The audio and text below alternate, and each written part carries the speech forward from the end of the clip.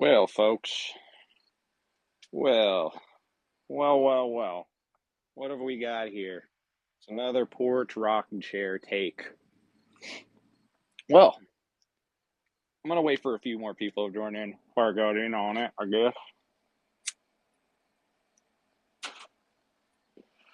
But I feel like, weirdly, everyone's talking about Marshall McLuhan this week. Isn't that weird?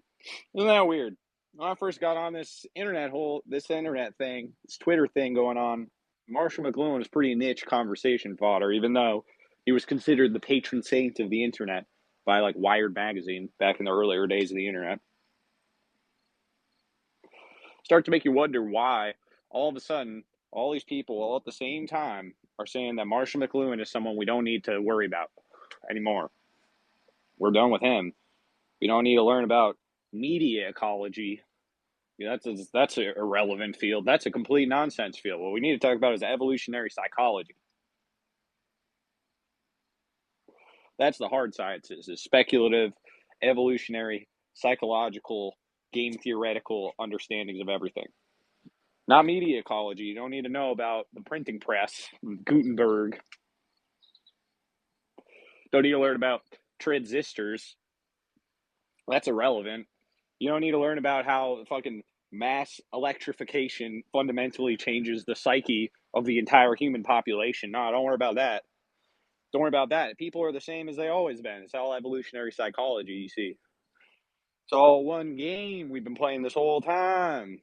That's what they're saying. That's literally the point of the article there. I think it was which one? Dawkins. Was it Dawkins? He's taking shots. He was taking shots at Kafka. Why not go after McLuhan? Why not go after fucking everything? I mean, they can't read the Bible. What do they even want? They got Daniel Dennett, got the whole Epstein suite, of fucking sci-fi writers like the fucking Watchman Island, flying down to Island of St. James. Let's talk about mesmerism and animal psychology, animal magnetism, building their little polypus for the New World Order psychological operation. That is the whole plot of Watchmen, anyway. Is Daniel Dennett and Steven Pinker and Richard Dawkins on a fucking Hollywood island, a Hollywood set island in the island of St. James. It's literally like straight out of Watchmen. It's amazing. But those guys tell us we don't need to read Marshall McLuhan. Curious.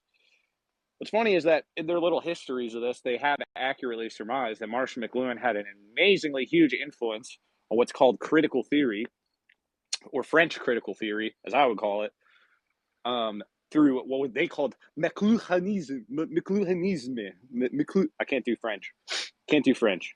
But they call McLuhanism. McLuhanism. It's their little fun term for, and they spelt it like McDonald's. They called it sort of. They considered McLuhan to be this sort of like American Rube, even, who is he was electrified by the media environment. He was just a celebrity, and he was just a pop guru. This is actually the same interpretation that these guys have. It's weird. It's weird, isn't it? It's weird that these French critical theorists are actually closer to someone like Steven Pinker than they are to Marshall McLuhan. I mean, you can look at Baudrillard. Baudrillard's the more interesting out of the French critical theorists who aren't named Kojève. But really, French critical theory is just the students of Kojève and McLuhan. At the end of the day, these are the two major people that have influenced all of like what people call critical theory. All this bullshit people are reading in college. They should be reading McLuhan and Kojève. And really, if you're gonna read McLuhan and Kojève, you might as well fucking get the middle figure here and read your Fry. Because McLuhan's not going to be reading Hegel. He didn't read Hegel. McLuhan was a good Catholic boy, so he liked Augustine. I mean, he was a bit of a fascist himself. I mean, self-admittedly, like he liked the Catholic corporatist model of socialism. Like he was like McLuhan would be a guy with like distributist and like G.K. Chesterton Abbey today. Unfortunately, I do like McLuhan, but that is the truth. He's a bit of a G.K. Chesterton distributist, mean Catholic. Because he wasn't raised Catholic. He's a Catholic convert. And Catholic converts are always, in my opinion, as a cradle Catholic and not a convert, as an apostate of this hallowed institution. McLuhan was the exact opposite. He was raised a Baptist, and then he got really into like Thomas Aquinas. He got really into G.K. Chesterton, and that's why he became a Catholic. And then he goes backwards from there. puts it all back together. And there is a degree to which he's blaming like the print media environment for like the destruction of Christendom. You know, that's why we are like being Compa and like others, many others, are obsessed with this whole time period of Leibniz, because Leibniz is like this figure who's like very key in the Reformation and the Counter Reformation and the just how we're putting this all back together, folks. You know, Christendom shatters into a million pieces like Humpty Dumpty, as James Joyce depicts it in Finnegan's Wake as Humpty Dumpty. And all the king's horses and all the king's men could not put them back together again. Couldn't put Christendom back together. Couldn't put it back together under one church. That's really been the struggle. That's been the struggle, hasn't it, folks? Isn't that what they're trying to do right now? Trying to put us all back together under one single unified temporal empire rooted in the Vatican City and all these weird city states like the Vatican and City of London Corporation. You know, I don't know. Seems to me like that's the through line that makes the most sense to follow. But, you know, McLuhan, I like McLuhan, but I criticisms of everyone I like. Except for Jesus, I guess. William Blake had enough gall to criticize Jesus. He said that he probably should have just left the money lenders alone. He was causing too much trouble. He wouldn't have, he could have just lived in that. He could have lived like William Blake if he left the money lenders alone, you know? He just could have just kept doing his tekton work, preaching the truth and then hiding from the people if they ever gathered in multitude. I mean, that's what he was doing for a while. That's what William Blake did, you know. He was constantly alienating his own guys, but he never went down to go overturn the moneylenders in the City of London Corporation. He got in a lot of trouble with. He actually got put on trial for treason for his his ruffianism against one of the British constables. One of these cops was in his yard, and he was like, "Get the fuck off of my fucking lawn!"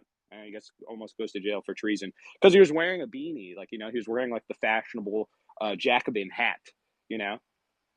He was wearing the Phrygian cap of rebellion. But Marshall McLuhan is a very interesting guy. One of the greatest, most erudite thinkers of the 20th century, I think. Everyone always is telling you that these Euro continentals were like the people who were at the head of the times. They were always behind the fucking times, guys. Like, Nietzsche's behind the fucking times. Nietzsche's like just reading Byron. He's like just getting around to Byron, you know? This is like, you know, like they like the Europeans get Shakespeare. It's a revelation to them, but it takes them over 100 years to get it, folks. Like, we've been living in that. Like, the English language is the avant-garde here. That's why we are the lingua franca of the globe at this point. If you want to talk about French, when were the French the people making big moves? That was a long ass time ago. Not recently. They don't do shit at Lake. What does France create today? I don't know. Fashion? They got all the fashion, I guess. What else they got? Cheese? Yeah, well, Wisconsin's got cheese, so Vermont's got cheese. What do I give a shit about French cheese? The English were they were the tip of the spear, really. It's the avant-garde. Shakespeare, the tip of the Shakespeare, man. Come on. But no one's more avant-garde than Shakespeare in his day, than Edward de Vere. With his entire corpus. I mean, we honestly underestimate the genius of the mind behind Shakespeare. We have for a while, but we shouldn't, because that shit was the most cutting edge literature, most cutting edge art production within its context that has ever been done. There's things that approximate this or get close to it. You know, this is what Kubrick is really aiming at. He's trying to be Shakespeare. Who else can you even aim to be like? The Bible. It's like the Bible and then Shakespeare. It's like, that's not even just an English language chauvinistic thing, as people would want to say. But pretty much every culture that has touched Shakespeare or had Shakespeare translated, done you know, for them, or doing it themselves, they tend to adapt it immediately into their local vernacular, into their local forms, and it just becomes something that they continually do. I mean, the Japanese made great adaptations of Shakespeare. Chinese are obsessed with Shakespeare right now. It's because Shakespeare is not about a particular place. Shakespeare is about every place. It's just about everything. It's extremely political. It's extremely historical in its obsession. It's like really what he brings to literature is the histories The history, the drama of history. Hegel, Hegel read his Shakespeare. Xi Jinping read his Shakespeare. Why? I don't think they need. You don't need to read Foucault. What great person is doing shit and being like, and that's because of Foucault. Doesn't happen. What about Derrida? What great person has done anything and been like, this was inspired by Derrida? Or like any of these fucking new critical theorists. Or how about Ezra Klein? Who's done anything great and been like, this was because of Ezra Klein? It's because of I read Ezra Klein, so I made this revolutionary work here. I've written something unfathomably great because of Ezra Klein. What about Steven Pinker? Has anyone done anything great because of fucking Steven Pinker? Is there anyone citing Steven Pinker in anything that matters? Is anyone citing Richard Dawkins in anything that matters? I mean, maybe a couple of those YouTube skeptic debunking videos, be like, this is all thanks to fucking Richard Dawkins and Steven Pinker, my heroes, and Bill Gates, George Soros. These are my heroes. I don't know. It seems like a pretty simple heuristic to me, but it's a lot for some people. We got Beowulf on. Beowulf, I'm going to chew you out because you're saying you want to go to school for CS even though you don't want to code. What's wrong with you? That's Oh, like saying you want to go to school for carpentry and you don't want to fucking cut wood. It's like, bro, then don't go to school for carpentry, bro. bro, honestly, I feel like it's nothing I can do better than just like read shit. Dude, you're right. That's so true. I wonder who told you that. Nah, cause That's like so true. to be able to make websites and shit, all you do is like Google, like how do I do this? How do I do that? And it's like I'm pretty good at that. That's You true feel of me? like pretty much everything. That's true of pretty much everything these days. Most doctors are just Google foo. They're just using their Google senses. You can watch them. Yeah. You can sit and watch them go over to their search engines and shit. They don't know shit. Nobody knows shit anymore. It's all been outsourced. It's all outsourced to the cloud. Yeah, no kizzy. Every trade. That's why they like honestly. That's the one of the only good parts of the internet is that it's proliferated like very specific knowledge, at such an accessible like wide scale that like you can learn how to do almost fucking anything these days. It's great. I love it. Like you can like oh I want to learn how to do this. I can just go learn how to do it. There's an infinity tutorials for everything. It's amazing. Yeah. Well, it's kind of like the new California gold rush. You know what I mean? Like I want to be able to get in on that shit early. You feel me? Oh, so see, so you what you're saying? This is the thing, man. This is the thing. This is the problem. So what you're saying is that, like, well, this is the promise of all of these digital frontiers and things. Well, then what you really want to, you really should be doing is, calling yourself like a smart contract programmer, and getting into Web3 shit and selling like NFTs because that's what those people are doing. Like, if you're trying to get into web design, like you're like 12 years, you're like 20 years behind. Like web design is like an old grift. Like if you want to make big money, like the web design's old as fuck. Everyone's outsourcing their web design anyway. Web design is like can be done by a child these days. You don't have to know any coding. They have like no code web design workflows and all that sort of shit. So that's not really gonna bring you in much money. That's sort of like unskilled labor at this point. If you want to make the Mhm. money, it's all about scams, dude, because you're out in the frontier. That means like the whole promise of America is that we open these frontiers for our intrepid entrepreneurs, and in the frontier we don't have definitions for what's criminal and what isn't yet. There's no conception. Like what was a crime on the internet? There's like the legislation is behind the times. Like the legislation is behind the media environment. So we go, hey, we're opening up this new media environment. You do as thou wilt. Do as thou wilt. And then you go and you do as thou wilt. You can commit these crimes, accrue this capital, and then as the frontier closes, you just stake your claim. And Yeah, that's how it always works. yeah. I guess that's kind of like what Andrew Yang is on. You feel me? Well, That yeah, Web3 futurist shit. yeah, I mean they have this conception of like we'll turn everything into this sort of like they want to schedule the economy like a good free to play game or something. So it's like a free to play game, and like so like every day you're getting like 1,000 crystals for your login, and you can do X, Y, and Z. But you like you know what I mean? That's really his conception of the Oh, economy here. kind of like turning all of this shit to like California, like a high school type of Well, thing. the idea is to have as many possible rent extraction sites, because that's how we create a GDP in America. Is we just extract more rents. We don't make more things because we don't make goddamn anything. I mean, we have a lot of raw materials and things that are hard, like, we could say wheat, and we have like this sort of like massive industrial farming. We have oil that we export. Those are like really the most productive parts of the American economy are like agriculture and like what's called like OGM or oil, gas, and rare earth minerals. That's really the most productive part. So you're going to see a lot more like there. I mean, there's tons of job openings. You want to go be a miner out in Wyoming? They need farm hands and miners. So Yeah. if you want a job, you can go out there. They got farm hands and miners for the lithium mines and shit that are going to be opening up in Utah and California, Montana, Wyoming. Like this is that's the real future of like a proletarian economy here. But the thing is that we quite funny enough. I'm starting to think maybe there'll be prison jobs. Starting to think maybe we'll get prison industries on that one because there's Oh a lot of yeah. jails in the same areas. It's interesting. Yeah. Well, shit. I guess there's a bunch of jobs out there. Like what are looking and stuff. Well, yeah, the thing is that people know that proletarian labor is devalued in America, and that basically what people would call honest work, colloquially, is the least paid, and that's why we have like a huge surplus army of labor when it comes to like illegal immigrants and things like that. But it's kind of funny because what you have then is you have people who are born into like a sort of service industry or like a sort of the aristocracy of labor, as some people have called it. These people tend to then look down on the notion that people like it's the whole well the Mexicans will do it for $5 a day. Do you think you're better than them?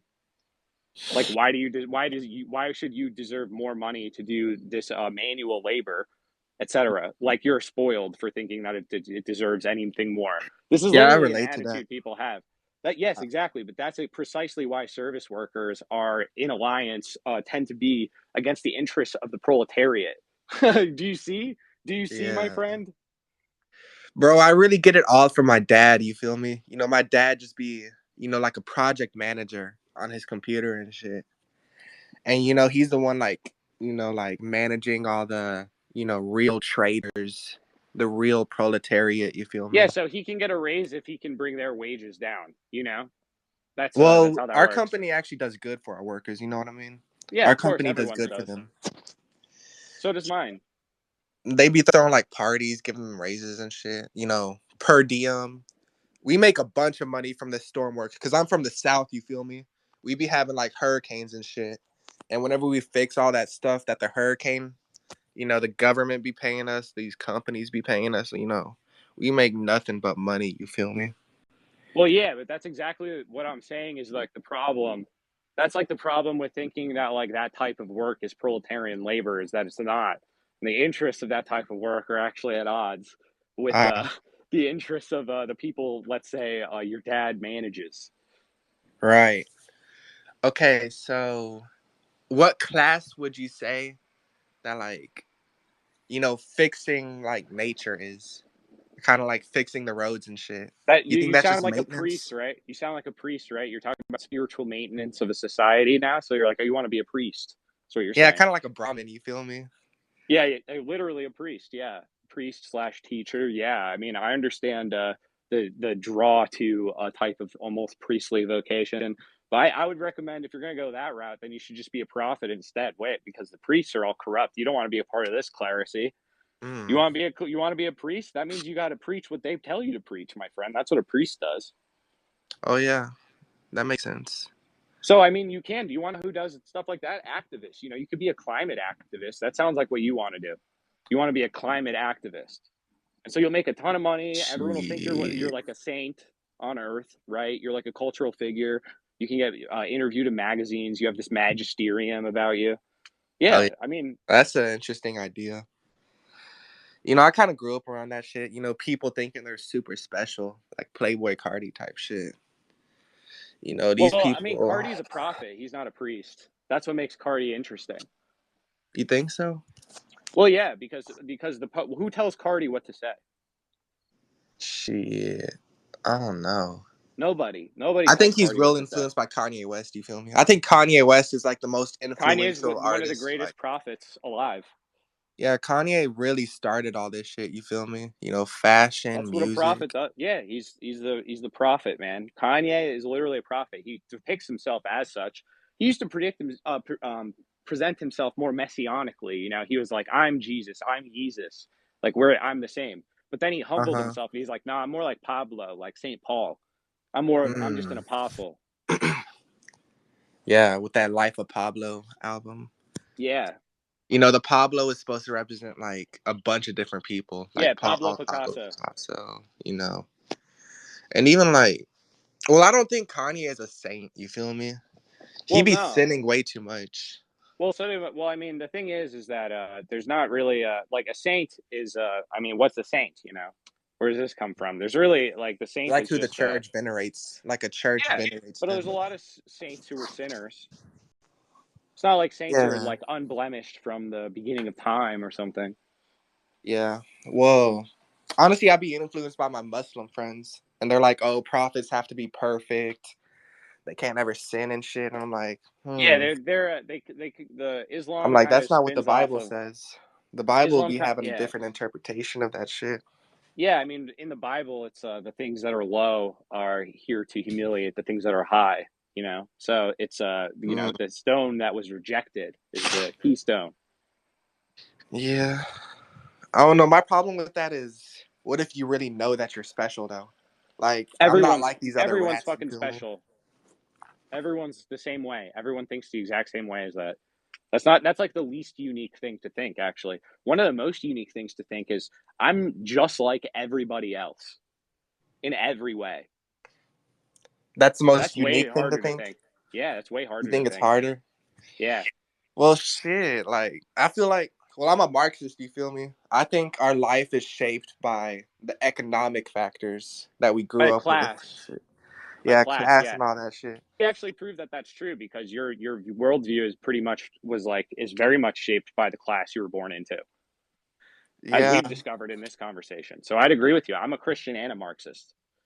yeah, There's a but lot of political economy in the Bible. I mean, the whole thing's really political economy. yeah, that's interesting. Marx would say the same thing, I think. I mean, Marx was like, I think Marx was such a devoted Christian that he hated the bourgeois churches of his time. And he wanted, like, he considered like communism to be like the real church in a way.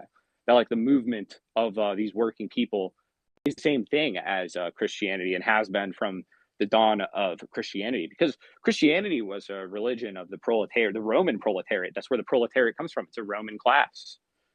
Oh, yeah, it's a Roman class. You know, I feel like the Catholic Church was only propped up by the Romans to like control people. Well, yeah, that's why it's the Antichrist. Yeah. You know, maybe it had like some political, political activist in there or something. It's more like Like, the banks.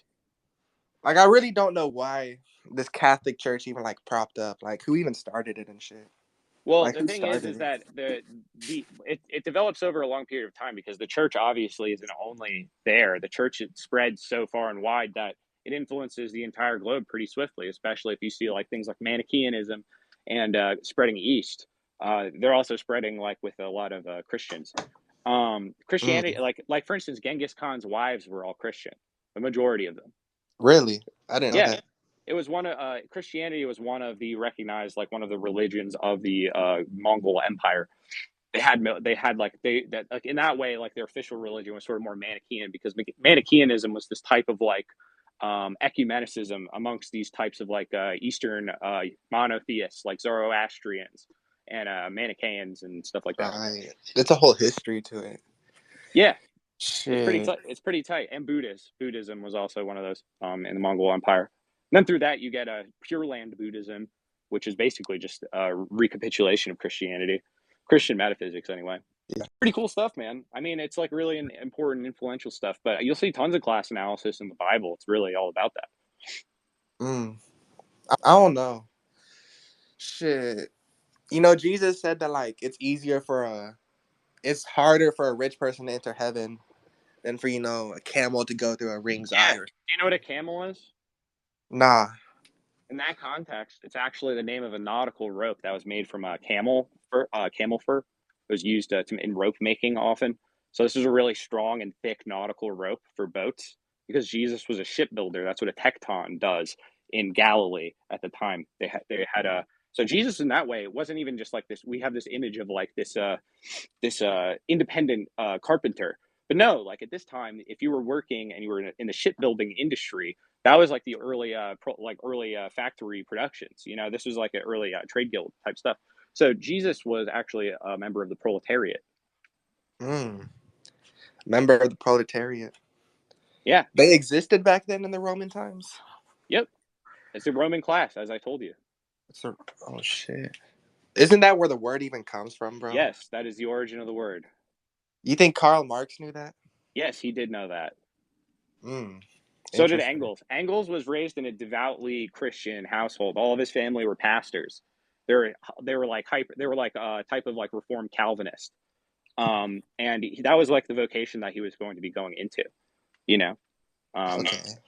so like he writes about like you can read all of their writings on Christianity. I mean, it's like a deep theme throughout uh all of their work. I say I'm always pushing this Yeah.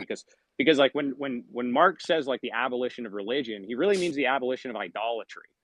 Like he's really saying like trying to say the exact same thing Jesus is saying, but he's adding a further irony to it that the very outward show of religion, this whole the bourgeois church, like this mystery Babylon of the sacraments, that this is the Antichrist. Yeah, idolatry, right? Yeah, he's Shit. really like an iconoclast. He's like a Puritan. He's like you know, they took a lot of inspiration from all of the Christian revolutions. There's been tons of Christian revolutions. Well, yeah, but honestly, I'm more of a Maoist than anything. And in I Mao's mean, writing, he's like basically Mao saying to worship Mao's him. You feel me? Mao's organizations, you know, were very much indebted to the Taiping Heavenly Kingdom. Do you know about the Taiping Heavenly Kingdom? No, I haven't looked into that. So the Taiping Heavenly Kingdom was a Christian revolution that happened just prior, like a couple decades prior to this. It was like in the era of warlordism. It was this guy who claimed to be a prophet, who he said his brother was Jesus Christ, that he was visited by Jesus Christ himself to lead this rebellion.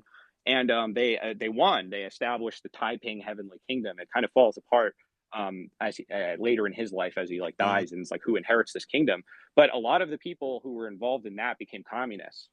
They were a huge part of the early. That's why, in fact, there's a big movement in Chinese Christianity at the same time where Chinese churches, the native Chinese churches, the ones that have been sprung up in this sort of congregationalist type of church, which they got really from the Americans and the British, um, like proselytizing stuff there.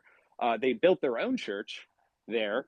This Mm. guy Y.T. Wu, who is one of Mao's associates, wrote this thing called the Christian Manifesto, which is meant to be sort of like a communist manifesto for the Chinese Christians, in which they rejected the imperial churches and they said that they would have their own native Christianity and that they would not tie themselves to an international church organization, which I think is pretty Mm. fucking based.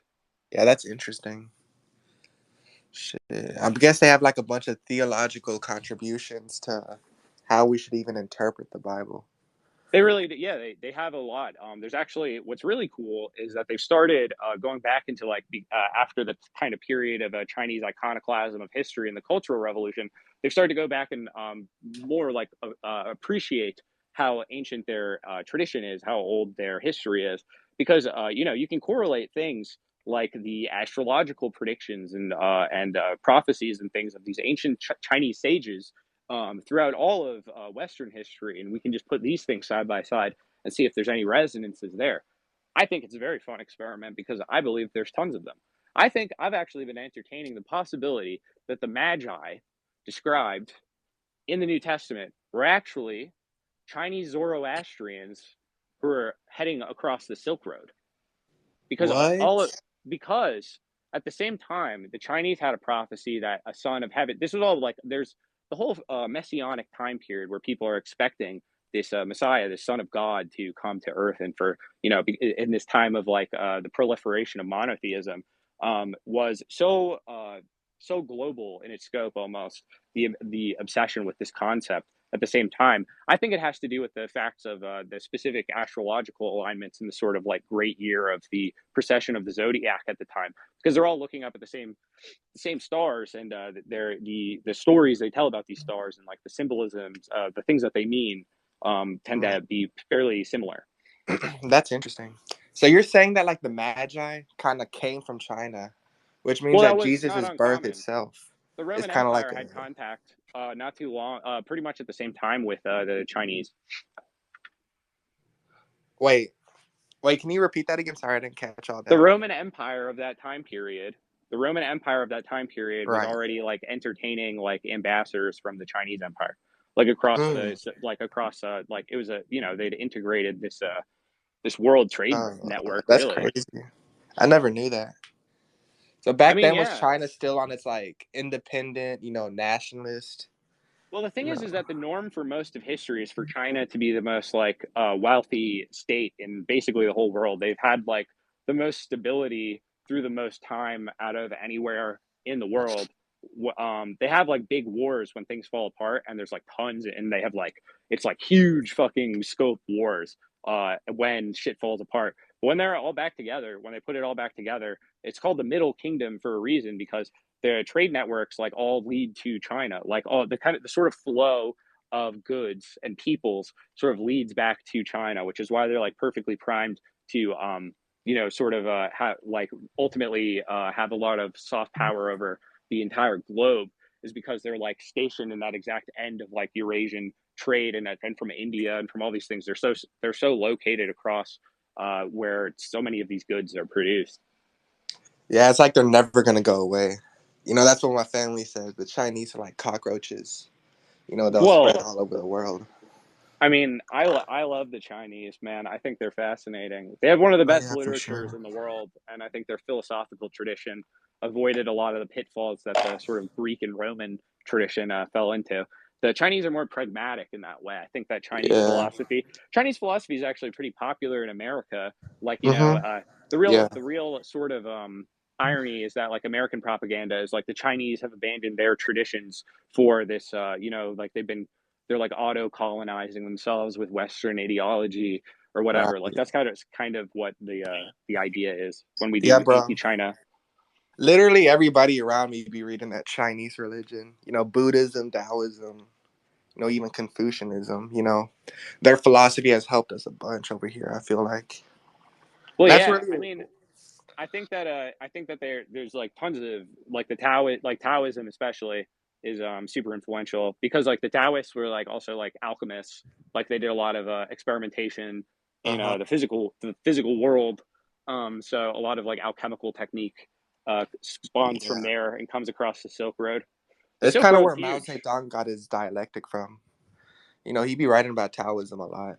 Mao Oh, I Zedong. mean, like the thing is that a lot of like Hegelianism fits directly into like more Eastern types of doing philosophy. They're kind of more dialectical and less rhetorical in Right.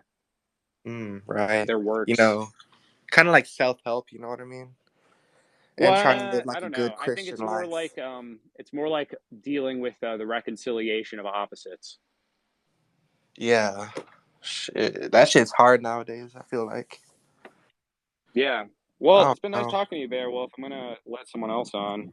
I appreciate it. Peace, See ya. man. All right. You got time for? Oh, here we go. Carmen. We got Carmen. Carman. Carman. Just a quick thing. In regards to Hegel's influence from, I guess you were saying, like Oriental philosophy, I thought that was more Yeah. like from like the Indian, like ancient Indian side of things, and not so much like the Chinese side of things. But I could be wrong. They're very tied. I think they're very tied, like historically. I mean, like especially through like specific types of Buddhism. But I don't know. I'm not. Yeah, he probably had more access. There was more access to Indian literature, like Indo-European or like whatever Sure. Sanskrit type stuff, Yeah, and I guess because around of that like the time you have British. India, Persia, and China all kind of coalescing, within the same couple of decades. So it probably all kind of intermingled. Yeah, Word. All right. Yeah. I'm Yeah. Just just wanted to saying chime in with that that. Francis Bacon, What about Francis Francis Bacon? Bacon, Francis Bacon said that the three important inventions of like modernity, effectively, like the three things that were changing all of Europe: gunpowder, compasses, and magnets. Interesting. Right, Okay. all came from the Chinese. Oh He said wow. that himself. And actually, I mean, you may Leibniz was know obsessed this. with China. There's been a debate in my household amongst us. We've tried different sources. You may know chess. Was this a Chinese invention, or was chess an invention of the Persians? I think it was Persian, but honestly, I don't know because the kind of record is not that great. Yeah, It's hard my to house say. is equally divided on that. All right. Well, thanks, man. I appreciate everything you do. Keep up the For good work. sure. Peace, man. Peace. All right. Anyone else? Those are nice little. I like these short ones. If we got someone with like a specific question they've been wanting to ask me, that'd be great. I love specificity.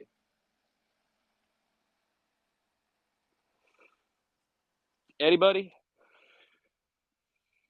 Well, I'm gonna end it if no one's coming on. I'm not just gonna talk to myself. I talked to myself for like 15 minutes at the beginning of this. That was it's winding. You ever talk to yourself? It's insufferable. All right, we got somebody. Well, if you're already on, I'm not putting you back on. We already went through. You got to figure out your shit. Go be a cowboy. Oh, hey. Can That's you what hear I'm. me? I'm just telling everyone that these days. Yeah, what's up, dude? I just tell everyone go to Wyoming. They're hiring. I saw hiring signs everywhere. I was like, damn, you could go live out in Wyoming. Wyoming's tight. It's beautiful. Everything's mad cheap too, so it probably wouldn't be that bad. I'm sure it is, but it's a bit far from Sydney. Anyway, I wanted to ask you. Yeah.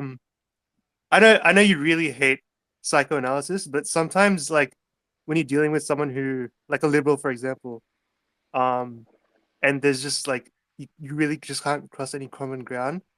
And then I remember one time you said it's just like it's something in their psychology. So how do you explain Well, psychology what's a that? psychology? What is a psychology? Um, Like, what is a psychology? Like, you're saying someone's psychology. What is that? the character. Well, what's psyche? What does that mean in Greek? I don't know, man. Means the spirit. Means the spirit. Of course. You're talking about psychology is just the study of the spirit.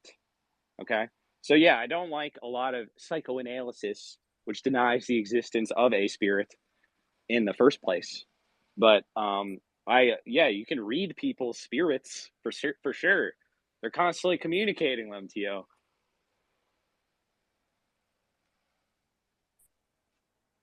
Like, how are your spirits today, my friend? How are your spirits? How's your spirit? Yeah, it's pretty good. Uh, but it's getting late. Yeah, I guess you're out there in Terra Incognito. Terra Incognita, the Yeah, man. original name for Australia. Or Lemuria, I guess. Anyway, you got a question or something, pal? I know that was the main thing, and that was like really all I needed. Thanks, Oh, Lego. well, I would say like yeah, I mean these people like it is a spiritual malaise. Like these people have a cosmology that's much deeper than their just mere political views on a particular issue. Like contained within that is a whole way of viewing the world, a whole way of interpreting reality.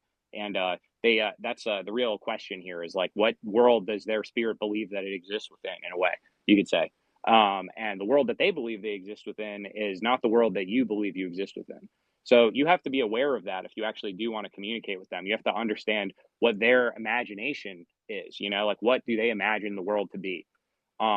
There are ways and like, there's ways of like deconstructing, you could say, a false image of the world, these are sort of idols of the mind, as Francis Bacon would call them. But there's also a lot hanging on these things. There's a lot of like social capital, as people call it now, but reputation, a lot of recognition is determined by adopting a particular common imagination of the world. I mean, that's what the whole point of these. That's why people make fandoms and shit like that. It's why any group exists, or why this group exists right here, is because we sort of are kind of creating together and inhabiting together a kind of particular vision of and reading of the world that exists. So we imagine the world in a particular way. So that's we're trying to get more people to imagine the world in this particular way, because if we can get everyone to imagine the world in this particular way, well, partner, that would just be paradise, wouldn't it? All right, we got Pennywise, my rodeo clown. Hello. Hello. What you got for me? Okay, I want to hear your thoughts on transhumanism, Neuralinks, Elon, etc. Oh, I think they're fundamentally operating on a false analogy, right? This analogy of mind-body duality, where they have the spirit kind of represented by the software, and they have your biology represented as like the hardware, right? And they interpret the brain as this type of like computer chip or whatever. They have this whole like electrochemical analysis of it. I think that's a false model of things. I don't think that's correct. So I think that anything that they create with this model, like say Neuralink or whatever, is just doomed to failure, because it's based on an artificial reality that they're trying to will into existence, even though it's fundamentally not possible. That's like why if you look up the Neuralink trials with like the monkeys, there's like monkeys like tearing their eyeballs out. It's like the most like sick, perverted experiments ever done. Yeah. But that's what they want to do to all of us. So I heard earlier you were talking about you being Christian. A lot of Christians are saying this is like demonic. What are your thoughts on that?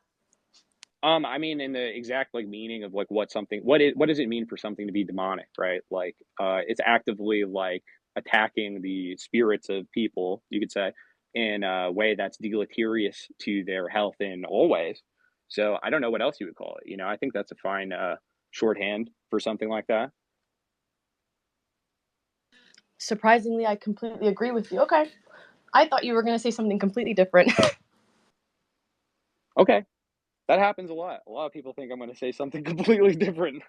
Yeah, a lot of these like quote unquote internet weirdos. Well, I'm not saying you're an internet weirdo, but a lot of these people are like up Elon Musk's ass. Oh no, And they I can't, hate Elon yeah, Musk. people can't differentiate. People can't realize like he's He's I like a don't know. I think he's like Luciferian. the devil. He's so fucking Well, creepy. you could say I have this theory of the American parties as being sort of Luciferians and Satanists. Uh, Yup. and he's more on like the like he's like a true like old school progressive, eugenics guy, like an old school like Rockefeller type of guy. He Mhm. likes that vision of like, I don't know. He's like, his family's all like South African mineral fucking warlords, like Yeah, mineral it's so rentiers, like. fucking weird. And he's like, I'm nothing like my dad. I hate my dad. In Oh, he says interviews. that? Yeah. It's pretty funny. His But dad it's like impregnated his stepsister or some weird. I don't know. yeah, well, Rich they people both are doing weird. weird shit like that where they're like, he's like, how many fucking kids does Elon have with different people in like a kind of secretive way where it's not like a love child, but it's like this science experiment or something. I don't know.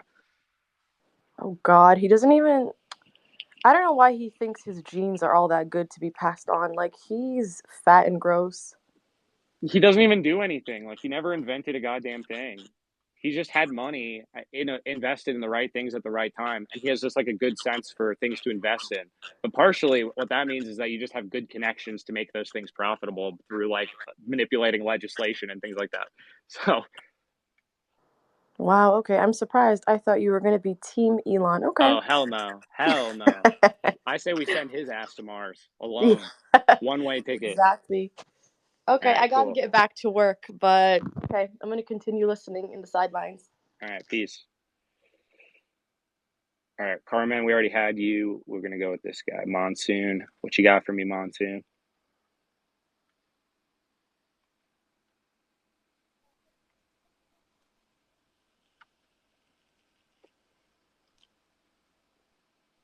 I see the Welbeck.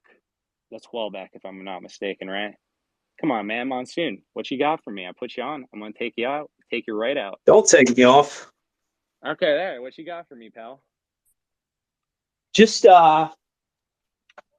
What else on I mean, I here's some um let's see. Let me rephrase. Prospects for peaceful coexistence. I hear you guys talking about um your distaste for psychoanalysis, how to deal with those who may have differing opinions. Just I don't know, maybe like a next 5, 10 years. What are we looking at here? Are we going to vaporize ourselves? I think people's fears of like nuclear annihilation are definitely rear view window projections of fears that are almost comfortable fears. You know, we know very well how to live with the specter of nuclear annihilation, soft and sweet. You know, one big boom, big bang boom, and it's all over. You know, it's like ripping the band-aid off all at once. That's what people would actually like to happen at this point, because what's actually happening is much worse. We're having full cybernetic, informational, and biological warfare, with like genetically targeted fucking viruses. And that's the future. That's warfare now. You're already in it. World War III already started. We're in it. These are the opening salvos. I could So I agree don't. with that. How would we annihilate ourselves? It wouldn't be the way you think it is. Well, I mean, I'm confident in that we can find all sorts of ways to do that. I guess more so. I heard you say if you could bring certain people, and I'm paraphrasing, over to your way of thinking. Um, I just we're at a level of polarization that it looks like we may not be able to repair. I don't want to Oh, it'll sign be on to repaired, but it's that. gonna be repaired the hard way. It's gonna be repaired the hard way, my friend. Like, I'm not gonna repair it. I'm not saying I'm putting it all together. I'm not saying anyone alive right now is putting it all back together, because it hasn't even all fallen apart yet. But it's gonna. It's gonna, partner. And then someone's gonna put it back together. And the question's really who's gonna put it back together once it falls apart. There's no question about it falling apart right now. It's falling apart all around you. You can deny your lying eyes. You know, you can, oh man, like, you know, it really looks like everything's just falling apart, but it's actually not. That's the secret. No, it's truly falling apart. Well, I would agree. I don't want to be the ultra pessimist, but I'm a realist and I have eyes. Um, but so you don't see any reversing the polarization. You just see it intensifying and a hot World War III. I mean, we might all unify on fuck China. You know, maybe we'll get a real hawkish guy to be like, hey guys, you know, we're all together in this against China, and we can have like a kind of middle of the road, like, you know, gangster social democrat market reforms. Let's do the bare minimum, with some austerity. Wink, wink. Let's, you know, I see that as the most likely future. Being people elected Joe Biden, man. What do you want? What do you want? Do you see the vice grip of the psychological warfare that this country has? I mean, goddamn, this is the greatest country of marketing on earth, you know? Like, you don't think that has an impact? Like, I'm not telling you that there's like some specific mind ray, altering ray or something that is going to massively undo the like institutionalized trauma productions of all of this. I don't know. I'm just doing the best I can. Right. Hmm.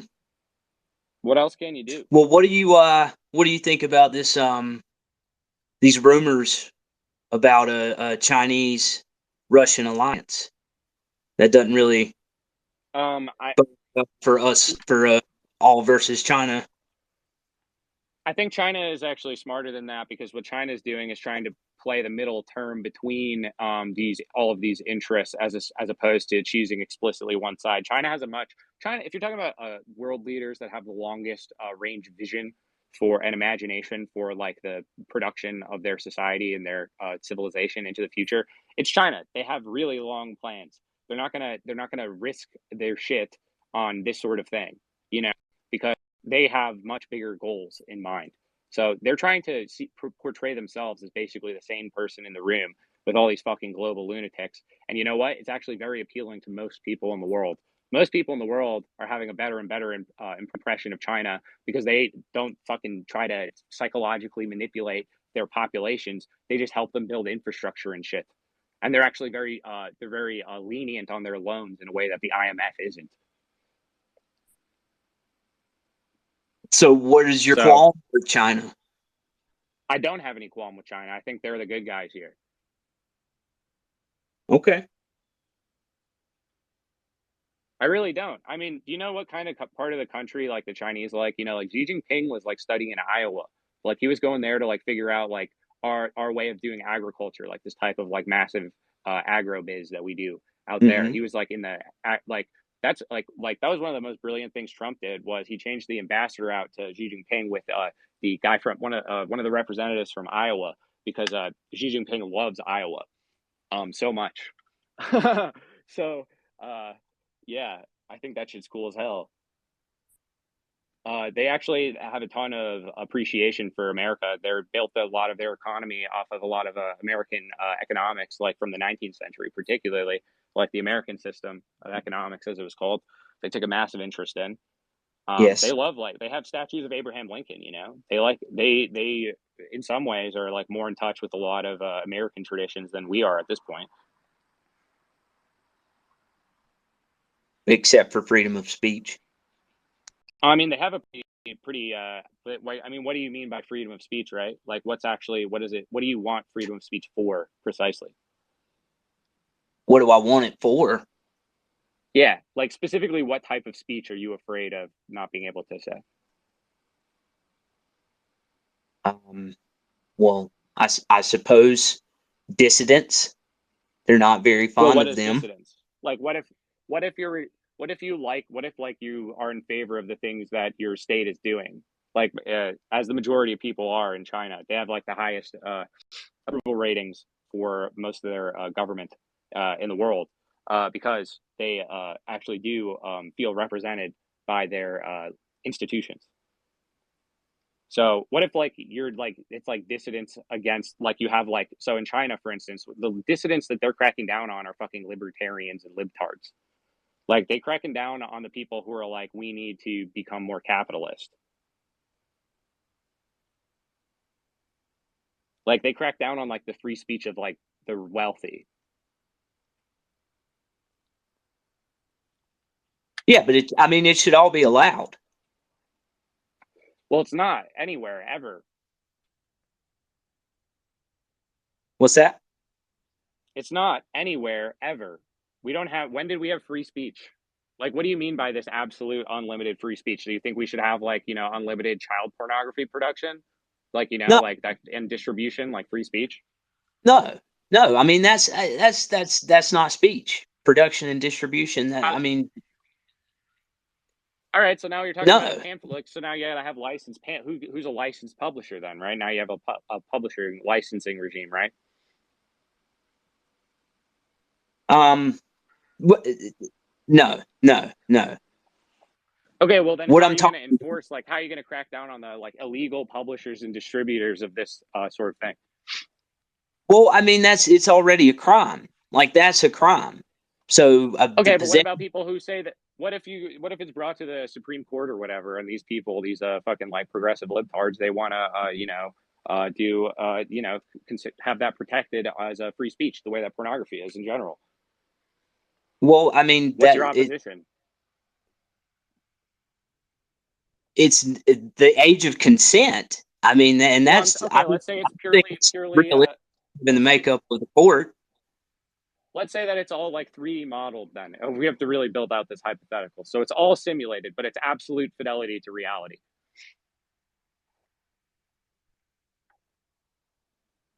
Like, should people I'm be not, allowed to build like VR pedophile harems for themselves? Like, should that be allowed?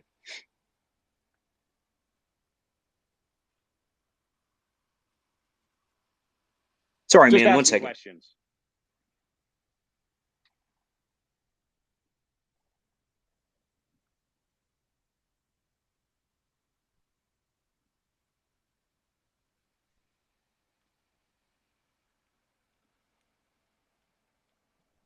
It's okay if you don't have a response. I don't know. I'll move on to someone else.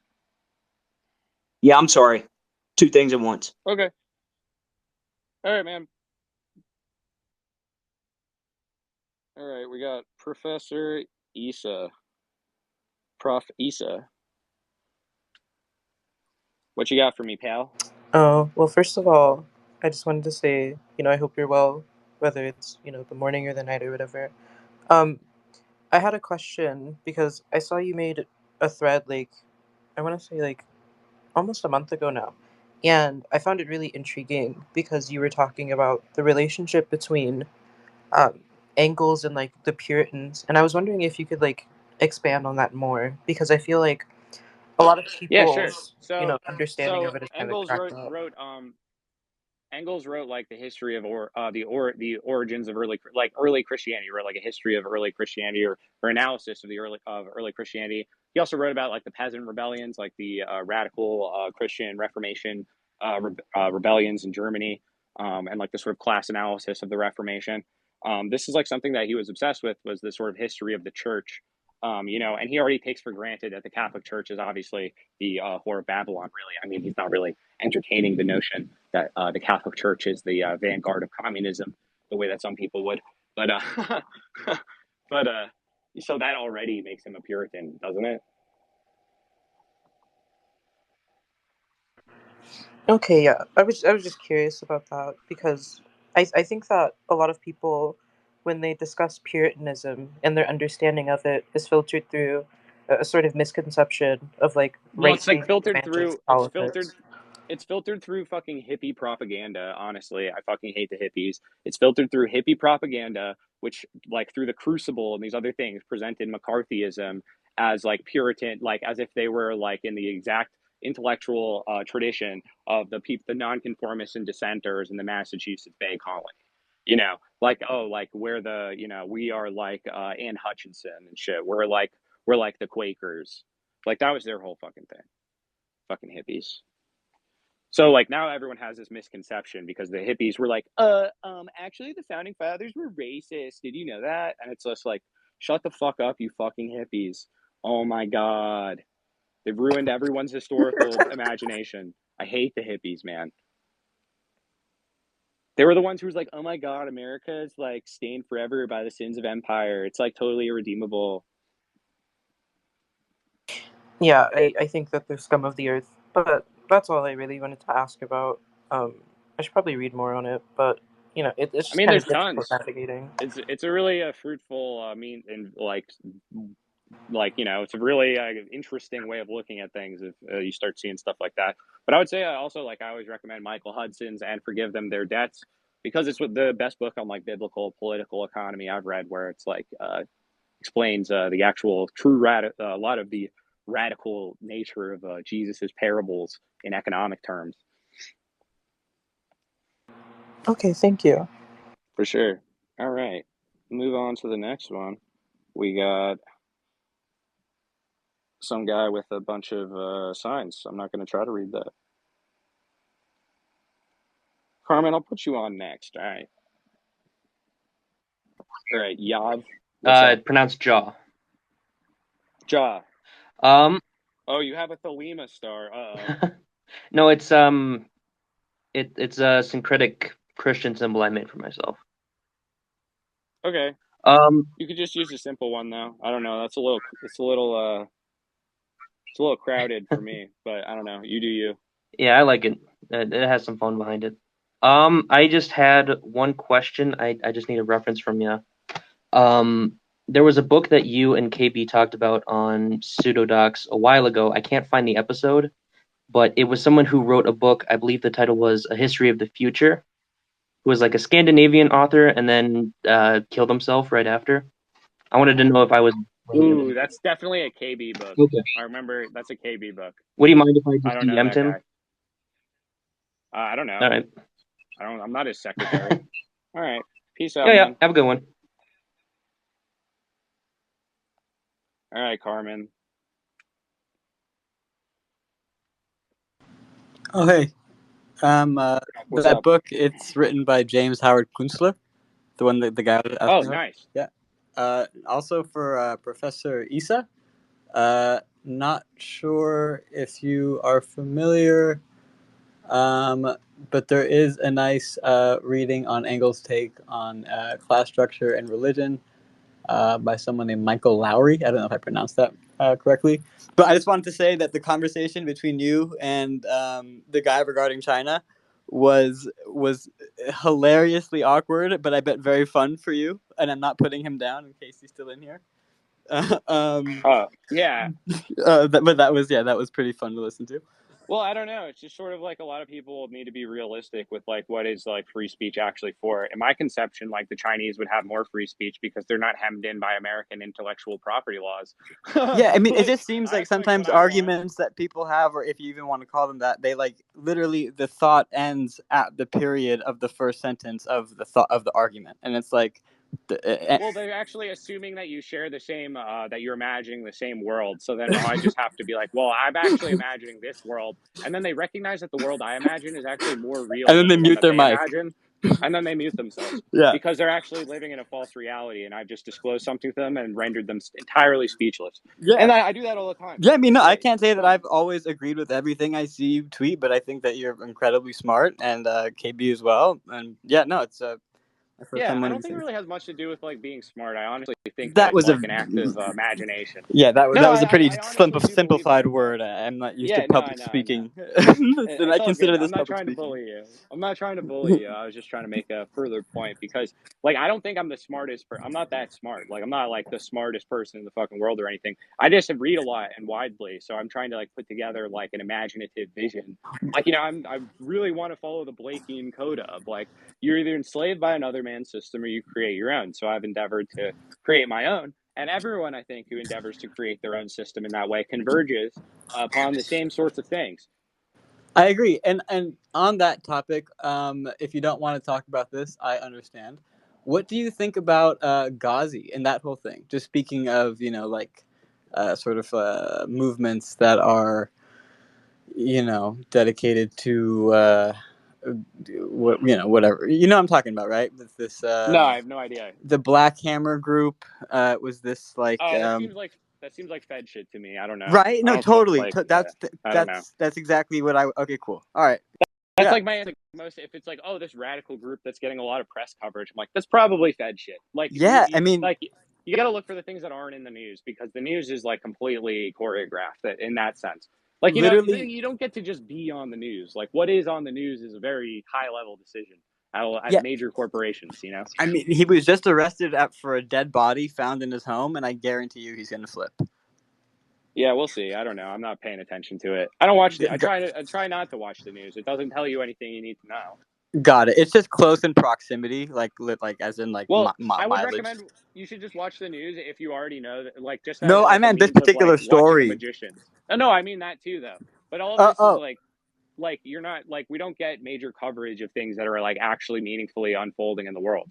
Like those of things course. don't get coverage.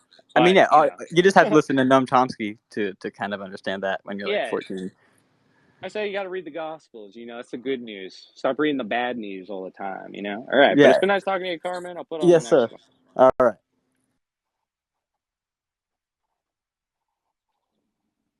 Jonah. Hello, am I coming in all right? Hey. Yeah, what's up, man? Just kind of a simple question, but as a Christian, how do you sort of find the balance between sort of political action and just letting God take care of everything? How do you strike that balance? Well, I think that like everything, like a man is a political animal, right? Like pretty much, like is what I'm doing right now a political action? Would you say? I would say kind of, yeah. Okay, well then I don't know. That's how I do it. I just do what I'm doing right now. I don't know. I just know what I'm doing. I don't know if you can. Maybe it's political. Maybe it's not. I don't know. I think it's like I think everything's everything. So Okay, interesting. Okay, thank you. cool. All right. I think Monsoon wants to come back. I'll give him I'm not trying to be mean. I wasn't trying to bully you, man. I was just saying, a lot of people have a very limited conception of China due to Western media bias. And a lot of people don't take the effort to correct that themselves because it's actually fun to just like hate on the Chinese. But it's kind of pointless. Yeah, I no, think. no, no, no, no. I So think let me it's backwards.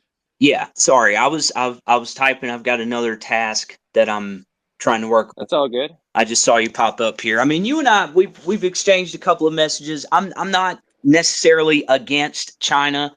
I don't think that any sort of exploitive material, whatever you want to call it, qualifies as free speech. I don't believe that in this country, meaning the United States, that would ever fly. If you want to, pardon my Well, language. I mean, it kind of does unofficially, Go on. doesn't it? I'm not Like, am sure. I crazy? Like, Give I me don't an know. example. It doesn't it? The internet, like, what is it? The internet's like soaked in this shit. Like back in the like, dude, it's literally everywhere. It's like one of the major. It's like a huge percentage of like the total information on the internet is like exploitation porn of various degrees. Like it's like one of the earliest things that was like mass compiled on the internet, and that's like part of a means of American soft power fundamentally. Like yeah, it's like it's a form. It's as formally illegal as like selling cocaine is. Really depends on who you're doing it for, doesn't it? Yeah, I mean, okay, I'll give you that, but I mean that exists everywhere. The underworld, the corruption, the black and gray Sure. market. There, that's a global phenomenon. Sure, but you could look at what countries do about this phenomena, and the Chinese are more serious about cracking down on such things. Well, hey, yeah, and I mean, if That's you're actually in, part of our that's part of our geostrategy, though. I mean, what do you think? How do you think we like help destabilize the Soviet Union? It's like we've cultivated like a whole like what does the CIA do but organized crime? Like it's all organized crime. Like there is no law for the actual hegemons of this American empire, this free world empire like NATO, etc. Like what law are they under? They don't even. They're not even American generals aren't even subject to the international law. yeah, yeah. So like I mean, what? I'm not So going to like we disagree have with this any. like pretense. We have this total pretense that we stand for some type of morality, but what we represent is the absolute absence of morality. But I don't. I Total don't. freedom. Total I don't freedom. think. Like it's I don't think like that you're actually authoritarian. just a reactionary in the sense. Go ahead. What is authoritarian? Like you're saying authoritarianism is bad, but what is authoritarianism? I don't know what that means. I think we live under authoritarianism. I don't know what we don't.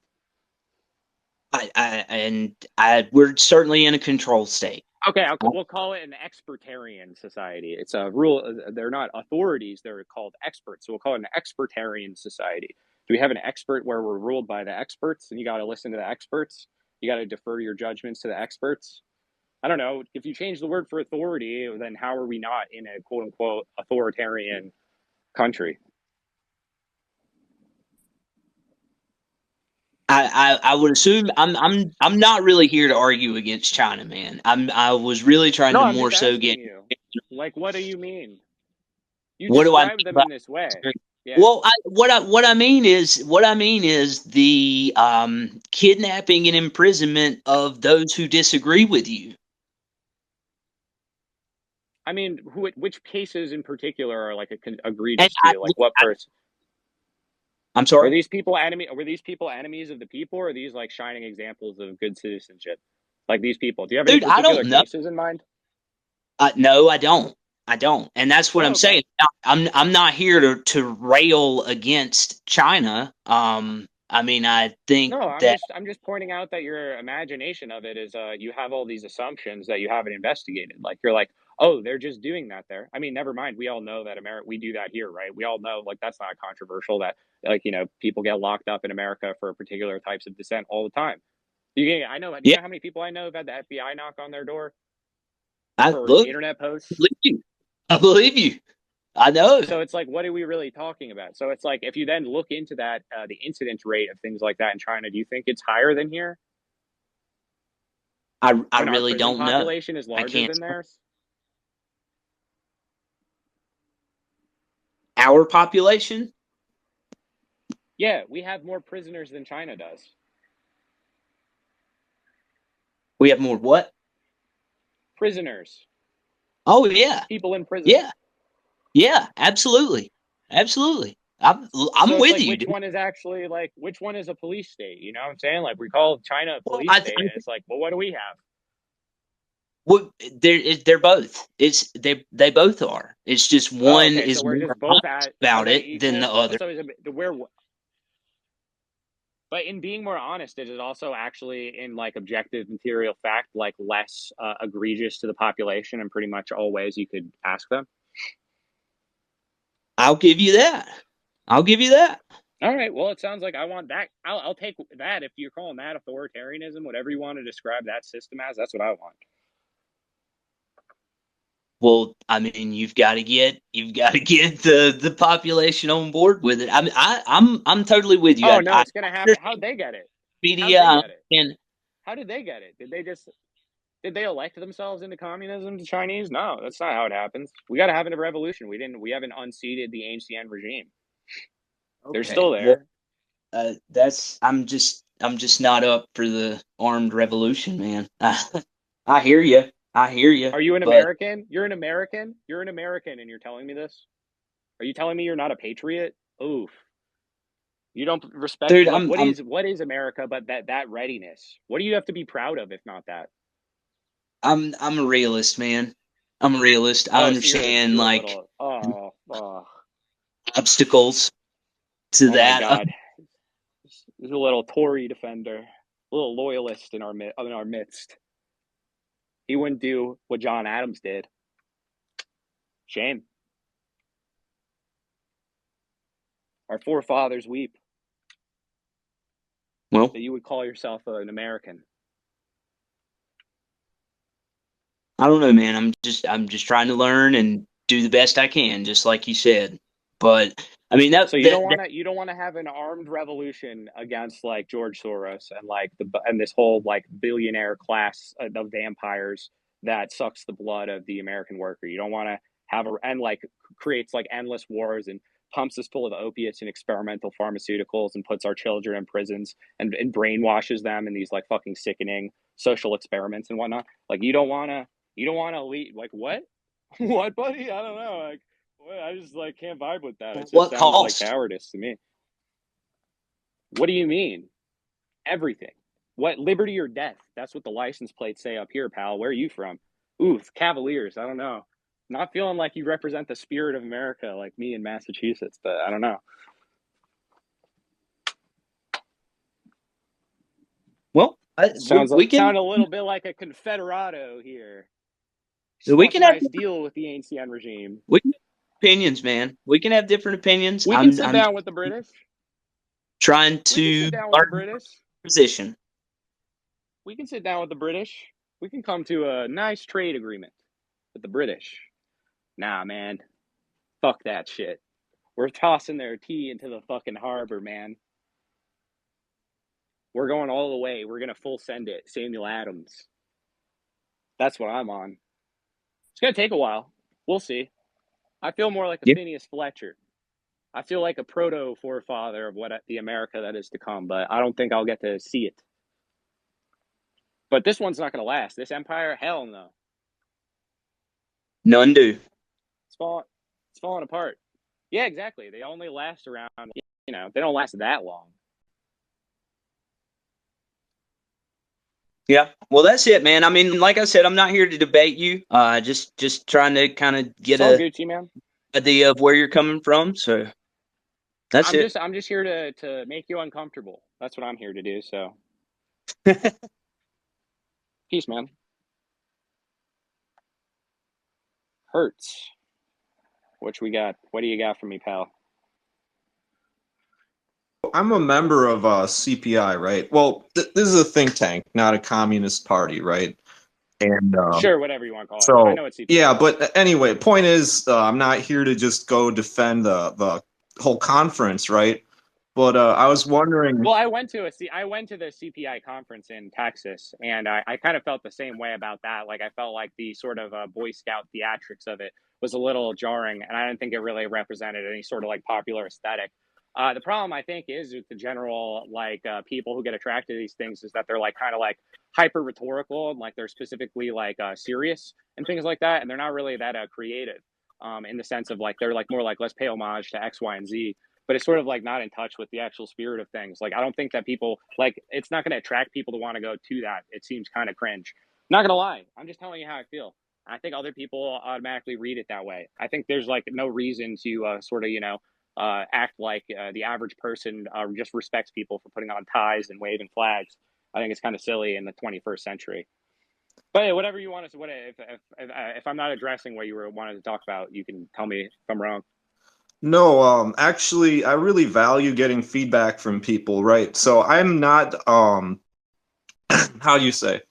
Look, I've been through a few different orgs. I understand that, people who organize things have their vision, their idea of things, right? And to a good extent, I did buy the conference. I mean, maybe being there in person and being part of the org and all this, right? But anyway, I guess really No, what's the more, content of a lot of it um, is good. The content of a lot of it is good. Like, I think that there's like good like people with like good ideas and like, and are pretty good at presenting them and stuff. I just mean that you have to think it's the 21st century, and it's like not like it's like if you want to actually compete in the attention economy, which we actually do live within and have to acknowledge, like this just ain't it, chief. yeah, I mean, I don't actually own a suit even, right? But mostly why I affiliate with CPI is because of their line more than the particular aesthetic, right? Yeah, you I'm have to have mostly, those converge though. You have to have those at the same yeah, time.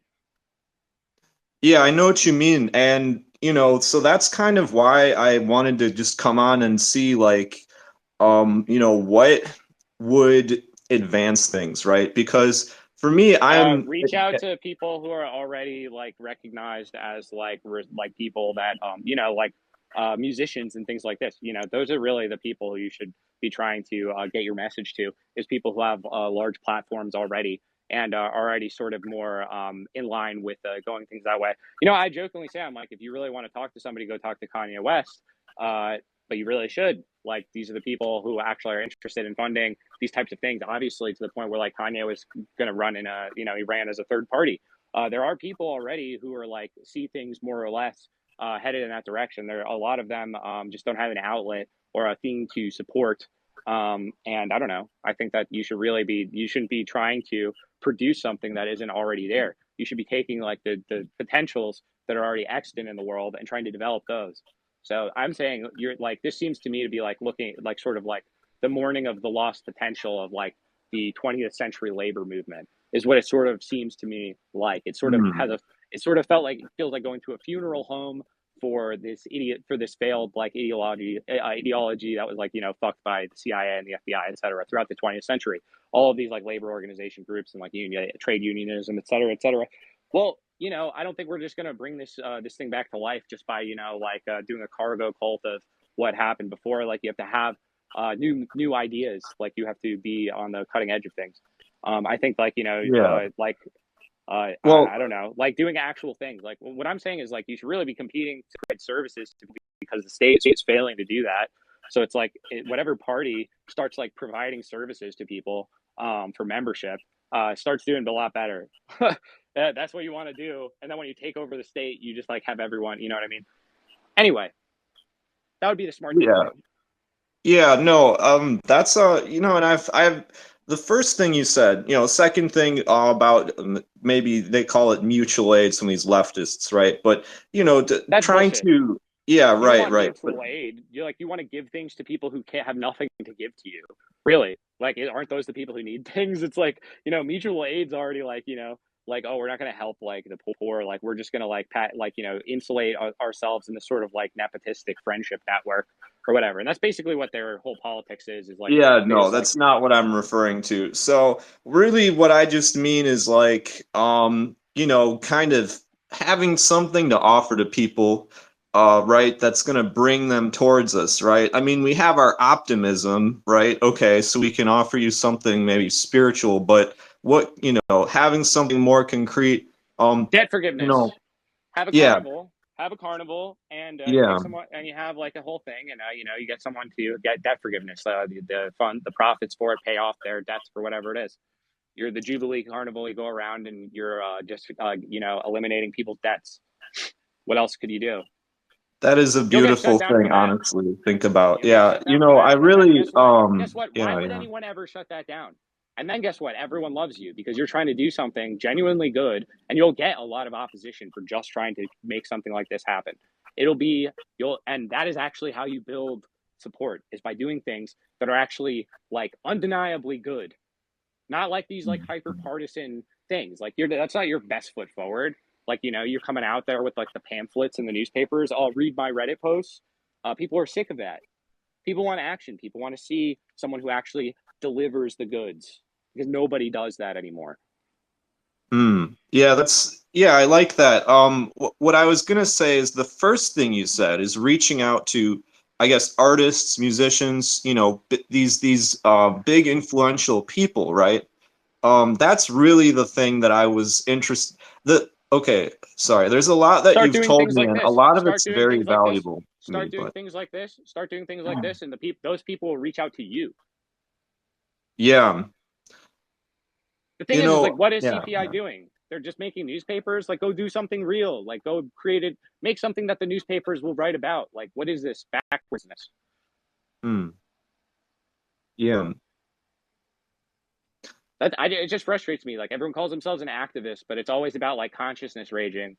And like, I mean, I'm guilty of this too. I'm not organizing shit like that, but it's like I want to have the funds to be able to do that someday, But people have to give them to me. I guess I haven't proven myself enough worthy enough to get these funds, but I hope someday I will be, so that I can do things like that. Hmm. Yeah. You've given me a lot to think about. I think I'm gonna hop off. But thanks for humoring me, and we really value feedback. Yeah, well, It's really important. I hope you guys think about doing something like that. And if you guys start doing stuff like that, I mean, I would help like however I could. I think it would be a lot of fun to make something that like something people actually want to do. And so you can make it so that it's like educative in the same sense. Like we could have like you make it all like such that the whole exhibition itself is sort of educative in that sense. Like this is really how Americans like actually do things historically, is like the revival, is like the traveling circus. Like that's really where the great awakenings come from and things like that. That's why Trump has the power that he has, is because of his showmanship.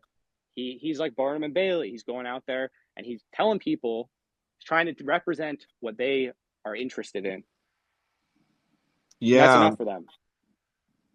yeah. I think as we grow and get more money resources, that's also becoming more feasible. Um, Yeah, and I'm saying like yeah, I'm just yeah, saying, man, that I would say I think that's a more fruitful direction. But I'm gonna move on to the next person. It's been nice yeah. talking to That's you. fine. Right. Well, perfectly. Here we got a Lil Uzi Vert avatar, Cash 2X. Because I love Lil Uzi Vert has paid off the student loans of some of his fans before. So I think if you wanted to reach out to Lil Uzi Vert to do some college debt forgiveness concerts, I think he might get a tickle in that, Nah, for real. I should tell him I'm an up and coming rapper, help a nigga out. But yo, I was listening to an audiobook of the Bible, right? And I got halfway through Genesis and I'm just, what the hell was that about? Like I kind of understand it to some degree, but there's parts that I'm not Well, yeah. clicking. Well, I mean, the thing is that you can talk about Genesis for forever. There's been like thousands and thousands of books written about Genesis, and so it's like I could sit here and talk about Genesis for an infinite amount of time, really, because there's so much there that it's really impossible for me to unpack in its entirety. I would say like that's the experience of reading the Bible, with tons of things like that, and you like read over these things and you just like pass over them, and then all of a sudden like you like trip on it and you like go back and you're like, what? And then it's like one of the most unpredictable, wild fucking things to read.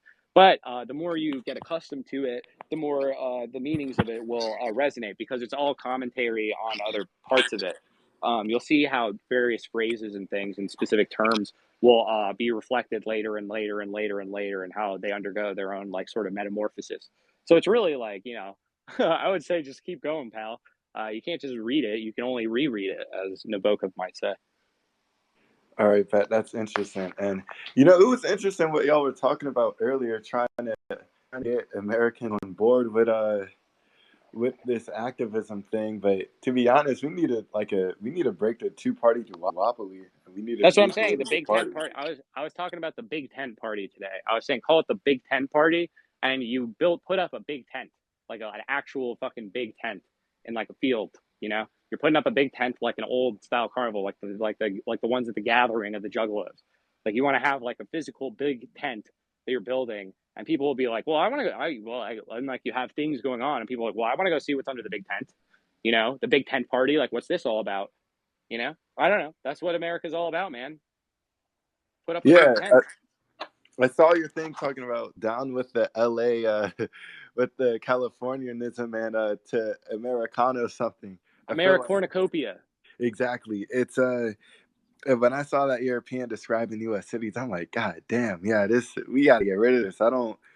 It's not how it's supposed to be, not how it's meant to be. This is Well, the gross. thing is that a lot of these American cities are actually like it's like the holiday places of the ancien regime, who just live in these sort of like world cities and just like hop jet to jet across these vampiric colonies. It's not even the cities themselves; it's the fact that like the banking in the cities, like the type of like financial management of it, is what's like the vampire of the rest of the economy, because it's not productive at all.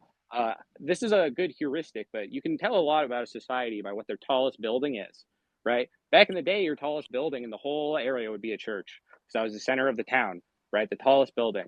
And these days, I do this every time I go to the city. I have the tallest building here, and that is going to be very, very important. That's like why people care about having the tallest building. Even it's sort of like on the symbolic register, but mostly banks. Mostly banks, like the World Trade Center, et cetera, et cetera. Yeah, that's a great way of putting it. And like, I'm just like, I don't know. I just want there to be a way to like reach like the masses of people, because one thing I noticed with this like China Pelosi stuff, like everybody, it seems to be just like just cheering on the drums of war. Not everybody. I feel like there's a silent majority that hasn't said anything about it. It's not even Most focused people on it. don't give a shit, and they have no idea about it anyway, and their like presentation of opinion is like this thing they're just putting on that they've absorbed by osmosis through like just their like, because it's everywhere. It's not just in one place. It's like you're like, why are people putting up these fucking flags? Like, what's the blue and yellow? Ukraine? Like, what happened? Russia invaded? Why? Oh, it's because Putin. Oh, okay. Oh, yeah, I guess whatever. Like they're not like paying attention. Like, you know what I mean? So it's like if you're like, man, like this shit's crazy. And they'll be like, what? Yeah, like Putin. You're like, no, like, like 2014. And they're like, what? And you're like, yeah, you remember like the coup, like your roommate on? And they're like, what? And then you're like, oh yeah, like watch this clip. And they're like, what? Like people just don't know. They don't get exposed to information. Yeah, we're actively dumbing down our population. Well, it's mind But control. It's important. This is like Walter Lippmann's, like the controllers of the collective consciousness to a degree. It's like really because it's like who controls the reality everyone imagines that they exist within. Like the those who media. control the media. We say the media, but it's like what is that? It's really like the informational conduits that like connect are like it's the internet, you could say. But I think something good is coming out of this, like, because I've noticed like you'll see just like talking to everyday people, or just like you'll even see this on the internet for real. When you see something crazy that politicians do, most people will be like, what's the fucking point? This is not what anybody wants. Yeah, most Like, people like have no faith. Like our institutions have like almost no. Our institutions, like the polls, really for support for our institutions are obviously pretty botched. But they're at, like very low. I mean, the thing that people appreciate the most about the American state is the post office, and they actually like Amazon more than that. So, so it's not like our state is like that popular. It has to afford. It has to like afford itself like this sort of like laundered authority through its like saturation in the media, through like these other things people like, which is why people are like, why is everything quote unquote like woke? And it's really like, why is it so jarring when these fucking like financial corporate enterprises try to explicitly socially engineer me? You know, like, yeah, it is jarring. Yeah, it's extremely disturbing. Like to me, it's like taking advantage of people's like alienation and trying to turn it into Well, like of a form of course. psychosis. Yeah, it's like psychopolitics. If you read that, Byung-Chul Han writes a lot about that. It's like true on like a neurological level. Like, you know, you have like these neuroscientists going into like ad agents and things to like, you know, try to like run studies on how to like grab people's attention essentially and like, you know, manipulate or like, you know, it's a big field of study here. Like we have like some of the greatest marketers in world history, I would say. And it's kind of it's kind of like the abuse of poetry in a way. It's like the use of poetry for it's like the poetry that Plato is against, but not the poetry that he is for. And I'm just trying to think, like, is I honestly accepted the fact that we live in neo feudalism, that the country is like, Oh yeah. yeah, because due to the new mode of production, like the only way for them to survive was to essentially become feudal lords because they're not making new profits. They're just like circulating and maintaining. And one thing I noticed is with feudal lords, what will often happen is when like the peasantry gets too big and they're just maintaining profit, they try to start wars. But what will cause this feudalism to collapse? What's going to cause this change within the new feudalism is what I've been thinking about recently. I think it'll be a war with China. I think it'll pretty much destroy that. Yeah. Do you think it's actually going to get to that point? Like, because I don't know if they're really pussyfoot. I know China dead ass serious, but it seems like the U.S. is like pussyfooting around. Like they just No, the US is doing a propaganda tour to make China seem like a threat to the other Asian countries that it wants to create like a NATO with for the Pacific, like with Australia and New Zealand, etc., and Japan and Korea and Vietnam. Hope that's what they're really trying to get Vietnam. But you I know, I especially feel bad for Japan because it's like really it's like you're stuck between a it's because I was talking to somebody and Japan got stuck between a rock and a hard place essentially after the end of the war. Like no matter which side they choose, they're just going to get like murked. But it's like, come on, Japan, like you really I just don't see it. And it's often a thing with African leaders too. Well, with Africa, they took their food sovereignty, but it's like you really just okay with being like the dog of the West, like just being just the loyal slave. I mean, the thing is that they didn't have to change that much about their society for it to kind of, on an economic level, integrate, because they already were run by like Zaibatsu, like these sort of corporate cartels, and Japan's really still like a cartel state. They have like it's like like being a businessman in Japan is like being a modern day samurai. You know, it's like you jump out the window if like you have a loss in your quarterly earnings sheet because you've like disappointed the corporation. Jesus Christ. Yeah. Yeah. Essentially, it's just like, yeah, you're right. Japan's whole culture just got morphed into this new form. Well, like, you It's, should read Kajev on Japan because Kajev says that the Japanese are like have inhabited like post history, like since the Meiji era. So like what post they have, history. yeah, because they're like their state is like totally like they're ruled by like form alone, effectively is how he puts it. That like it's ruled by like this purely aestheticized, like they don't have like it's a kind of fundamentally nihilistic cosmos, like the Japanese form of Zen Buddhism.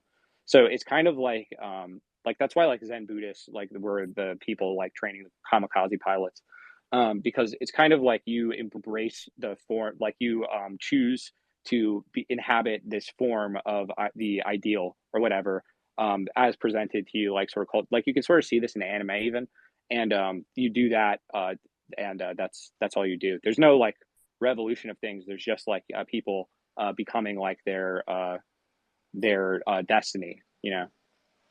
That's why I never really rocked with Buddhism that much because it's like, it kind of takes away your willpower. Like you just Well, accept that's the what whole idea. your lot. That's literally the whole idea. Is that like it's the extinguishing of the will. Yeah, like I can't, like I really can't rock with that. That is against my nature entirely. But I mean, Well, it's sort of presented as the ultimate triumph of the will is over the will over itself is how it's presented. So like that's why it's not like that's how it closes that sort of loop. It's not like oh like you just extinguish your will because a lot of people be like no it's not like this just pussy religion where you don't do anything. It's about uh you know you're using your will to overpower your will so, such that you go along with like the ways of nature or whatever. So like you flow like you know so it's like you know when you have to kill the man you kill the man. When you have to do this you have to you do that. When you have to do this you do that. Yeah, like unflinchingly, like without hesitation, like as a perfect form of whatever it is that you're doing.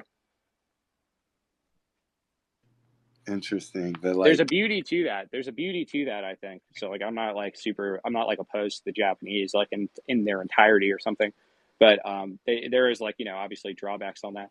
yeah, I'm But not like, you know, opposed to any culture on there entirely. Like, but you know, just certain things. I just feel like it's just interesting to see how that played out. But I'm pretty sure like they have their own like well, it's own like way of handling it's that ingrained in situation. so much of their entire way of being. Like, it's why it's like pretty hard to like become Japanese to like, you know, because there's so many unstated like rules of etiquette and things like this that people are raised within. And like, That's, especially in the language itself, like there's different types of honorifics and things, which all have like these range of connotations and generally refer to like social classes to a oh degree. yeah, I actually my even though my Japanese the great, I still understand it more than I can speak it, and there's a bunch of that, and that's why it's honestly strange to me. Like when that guy, it was like some Brazilian guy who said he was like he identified as a specific Korean K-pop star, like he was that man.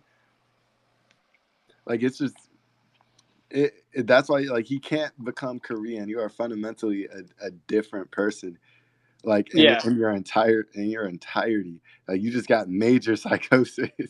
You've Well, it's been sort of mind like that's controlled and brainwashed. like you know that's like the otaku etc is like first produced in Japan but it's like now like a sort of global phenomenon and it has to do with this type of you know we've become sort of Japanized or whatever. I think that's also has a lot to do with the sort of gender revolution or whatever is the fact that we're sort of adopting more of these like this sort of like Asian type of openness to uh like whatever like you know gender ambiguity and like fucking I don't know you get all the things people talk about gender wise you know like because the Japanese samurai had a big love for little like you know girl boys or whatever so that's like you know I see that like because like people are like you know people like look at hentai and stuff like that. It's pretty wild you know that like this has become such a popular thing but you can see how it's like totally altered the psychologies of people across the country. I think, you know, obviously, like that sort of shit is pretty out there. I don't know. Am I wrong? Am I wrong about that? I don't Nah, know. I don't think so. It is pretty out there. Like it's strange. It's strange. Like, cause No, in like people Japan, like so like older people. The thing is that like older people, especially, they don't have any context for which this like develops because it's sort of like unfolding in like this sort of like deviant art psyche of like a whole generation, like on their like computers or whatever that like their parents are like explicitly not gonna like they don't want their parents to know about, etc. Like you know where they're like you know they're like really finding themselves online, and finding themselves on deviant art, etc. I think that's like what part of the reason for like the huge like animosity between the generations is that you have like the one boomers might generation was be groomed, the other one wasn't. well like well, no the boomers were like oh yeah like porn you know like Playboys or like you know Hustler magazine or whatever and they're just imagining like you know these like and that's kind of what like BAP is like a conservative because he's just like we need more like big titted broads with like nice car and like muscle cars or whatever you know that's like kind of the culture wars is like this like boomer pornography versus like millennial hentai. Oh, that's a I don't want to be involved in that war. Oh my I god, that know would that's why be gross. that's why the culture war is so vulgar and pornographic, and it's like you know, like you have like people like photoshopping AOC with like big tits and making her hair blonde or whatever. And now they're like, oh yeah, now she's like in Playboy. This is like a hustler. This is like Maxim, you know, and that's like what they got to do. And then you have like the millennial hentai people like drawing like Ted Cruz with like cat ears or whatever the fuck. Like this is like it's like all pornography. All of it, the whole country is, and it's like Yeah, nauseating. yeah. That's what's like kind of funny is that yeah we have like this total like pornographic empire. Like honestly, and I'm just like I still been thinking about this war with China situation. I'm like, because to me, in my mind, it's just very fucking stupid because you won't win. It's just gonna cause the collapse. You won't win. Well, they So don't really have much of a choice. Like, I don't think that they want to like push it to that level. I think it's going to be more like the type of war that's ongoing. I mean, really, do you see like the NAF guys or whatever, like being like, "This is such a powerful anti-propaganda campaign." And it's like, yeah, okay, whatever. Like, okay, this is a really powerful like domestic intelligence operation run out of fucking Helsinki. Yeah, that's really cool. But I don't know. I don't know. It's really more like we our mission was to unify the Anglosphere and Anglo-Scandinavian sphere or whatever because ugh. they're gonna kick the Meds out of like the EU or whatever, and we're gonna to do that. It's it's barbaric. Honestly, I'm sick of this Anglo bullshit. I'm tired of it. I can't. I'm done. I'm so Yeah, over it. I want the Roman Empire to come back, like Roman communism. Like push them barbarians back to the border. They clearly fucked up. They don't know what they're doing.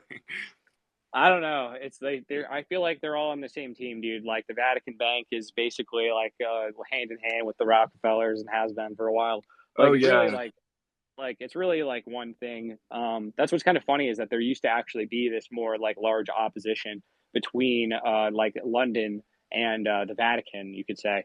But that's what's changed the most over the last like 100, maybe 200 years is the displacement because like London was actually like they were like the liberator of the peoples from the Vatican in a lot of senses. But then once they have their hegemony, they start to be like, hey, you know what? Maybe we can put Catholics on the Supreme Court. Maybe the Vatican wasn't so bad. Maybe Yeah, we can the become. Maybe CIA and the integrate.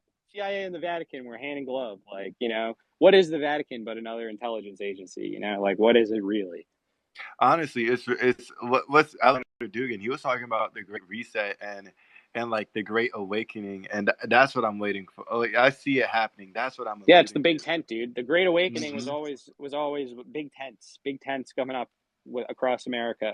Big tents, big tents. We've got the biggest tents.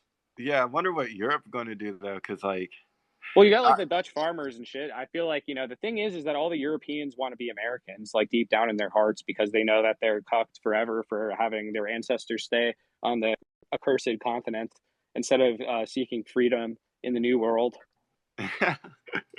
like that's what I find interesting. It's like a lot of Europeans think America isn't that different because we came from a European colony, but honestly, then they come here and be shocked at like how different the culture really is, which is always funny to me. Yeah, but they're always fascinating. I mean, if you read like any European literature or whatever now, like it's like, and then we listen to Bob Dylan, and it's like, yeah, whatever.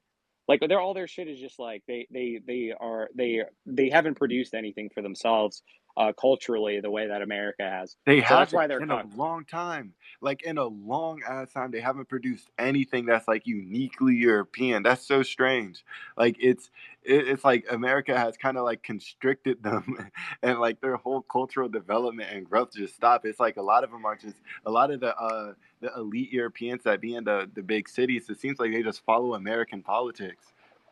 Well, they do fundamentally. And it's like, why? Like you're whole German. What are you doing over here?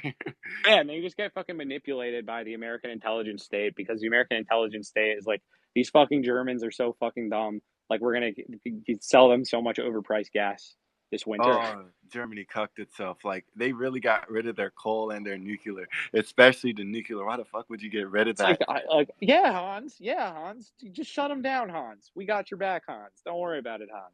We're both Germanicons. We come from the same Imagine origin. the It's imagine okay. the Texas German. So you got Chad Texas German oil man talking to fucking cucked like little bureaucrat German oil man, and he's like, yeah, Hans, you can shoot.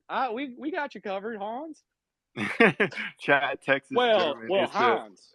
Well, Hans, I didn't expect Putin to go on and march into Ukraine now, did I?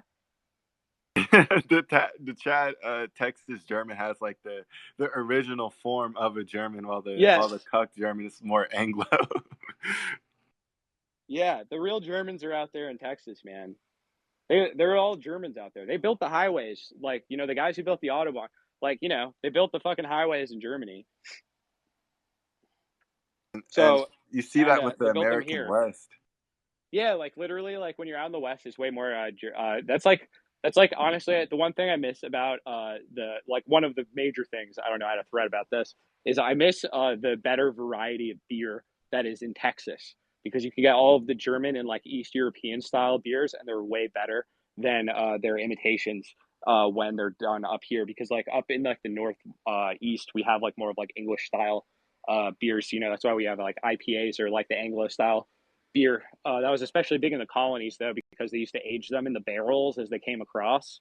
That's why they're like stronger and they have more shit in them. That's why they're called like the India Pale Ale because they just used to ship them to India, and because they'd age them in the boats themselves, which I think is pretty cool. But that's why people drink that here. The real, true, tried and true American drink though is cider. Up in the Northeast, drink a fuck ton Cider of is cider, good. That's hard cider. real good. Yeah, hard cider rocks. I love fucking apple cider, dude. Apples, like, I'm saying we need, like, oh man, they want to change the Massachusetts state flag, and I really hope they don't turn it into some fucking monstrosity. But there's so many good options They're they could going do. to. They could turn it They're into an going to. apple tree. It should be an apple tree. That would be beautiful. But I think they could make it the pine tree flag. It should be a tree. It should be a tree the tree of liberty. Tree of Liberty. What do you mean? That's like the old tradition was the Tree of Liberty. It's from an old time in the 17th century when the body of liberty was going to be taken and absconded with by the royal hegemons here because we had been governing ourselves during the English Civil War and they wanted to take away the Constitution we wrote for ourselves up here. So it was hidden under a tree, which was called the Tree of Liberty. And then you had people putting up liberty trees and things in celebration of this, but also kind of because they were also like had sort of maintained their like maypole tradition, which is where you get like this sort of Yankee May Day, like May 1st, like labor holiday sort of thing, sort of all comes from that. Pretty wild history. Oh, okay, yeah, that's mad interesting. But I it's was just going off about pine trees yesterday because pine trees are like super important. Pine trees are super important in the early American colonies because they represent, like, in and of themselves, the sovereignty of industry here.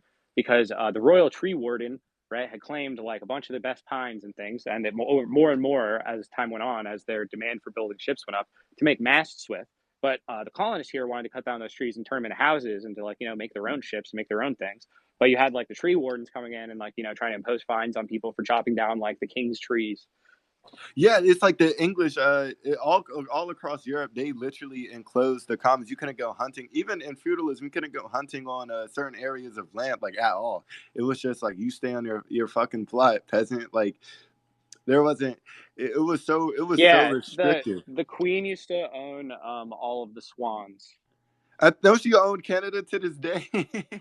Yeah. It's ridiculous, honestly.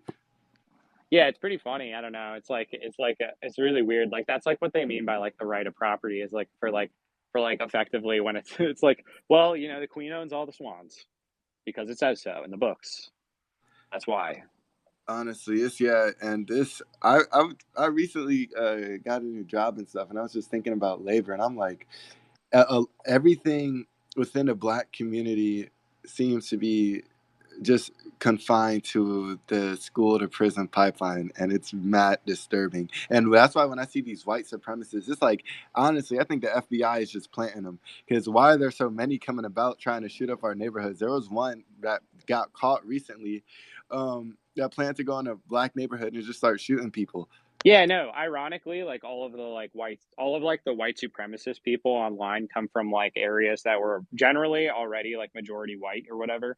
So like they don't even know, like, they reportedly like one of those recent ones was like the guy had to look up where black people lived or whatever, like on Google, like his FBI handlers like go shoot up some black people. And he's like, okay, I don't know where to find them though. I gotta Google that. It's like, where are black people near me?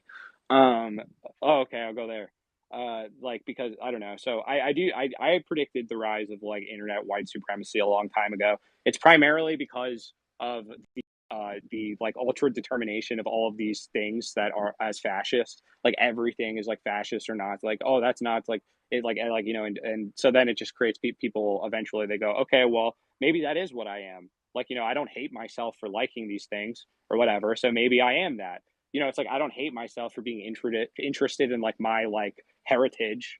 Like I'm not, I'm like, I have like a more complicated relationship than just pure denunciation to like all of my ancestors, Yeah, the like Cultural Revolution, the fucking decades long Cultural Revolution, like caused the adverse reaction, a strong one. yeah, no, it's like called like the ultra paradoxical phase where it's like and then these people actually are trying to actively produce that stimulus for themselves by being like, oh, I'm trolling by like pretending to be a Nazi or whatever. So then I got like these people mad at me, and then it's like you just doing that over and over and over again.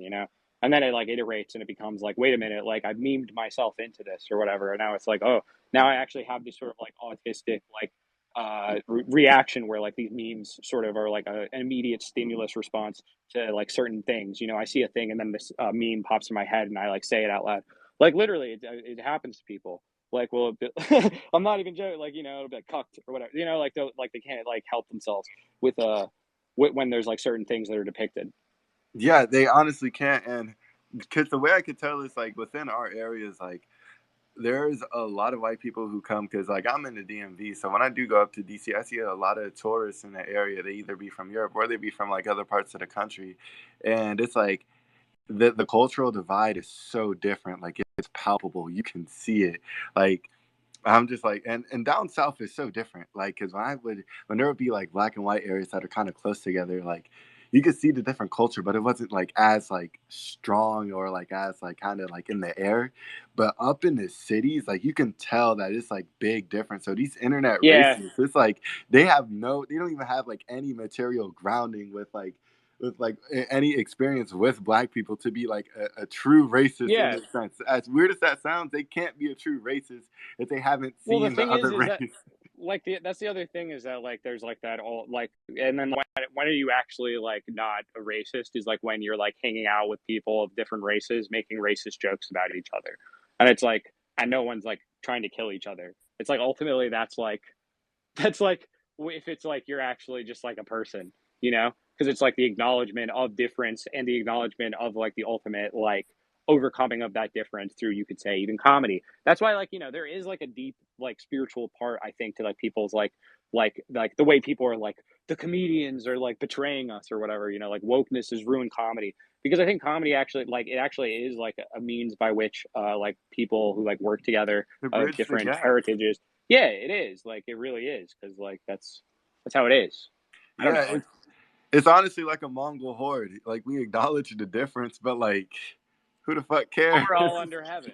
It's like one Yeah. thing. It's like one thing under heaven with many nations. Like that's the thing is like the demand that America is like one nation is actually what is like I think one of the things that's like most alienating. You can see this sort of in like new American cuisine or the kind of like Taylor Swift and Doja Cat or whatever. Like everything is just the sameness.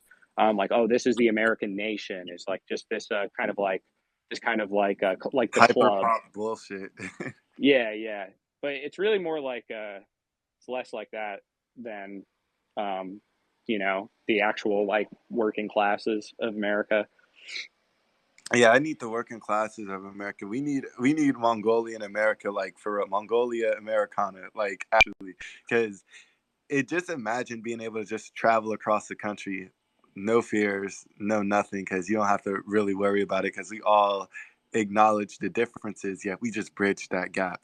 But this wokeism and these culture wars are really tearing us apart. And then when that's all, and it's so frustrating when that's all you have, people are literally struggling to eat. There are so many opioid and like crack addicts in DC, it's disgusting. Like so many people that are psyched out. There are people that really need help, but all we have is which gender is this, what gender is that, or the opposite reaction to it.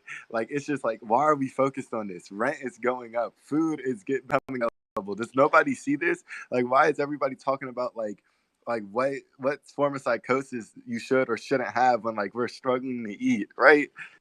Yeah, I mean it's because we're struggling to eat that we're all focusing on this sort of shit. So What do That's you mean? Like it's like if we all start focusing on the how things actually are, then things will go real bad for the people who have everything to lose, and things will get better for the people who have nothing to lose.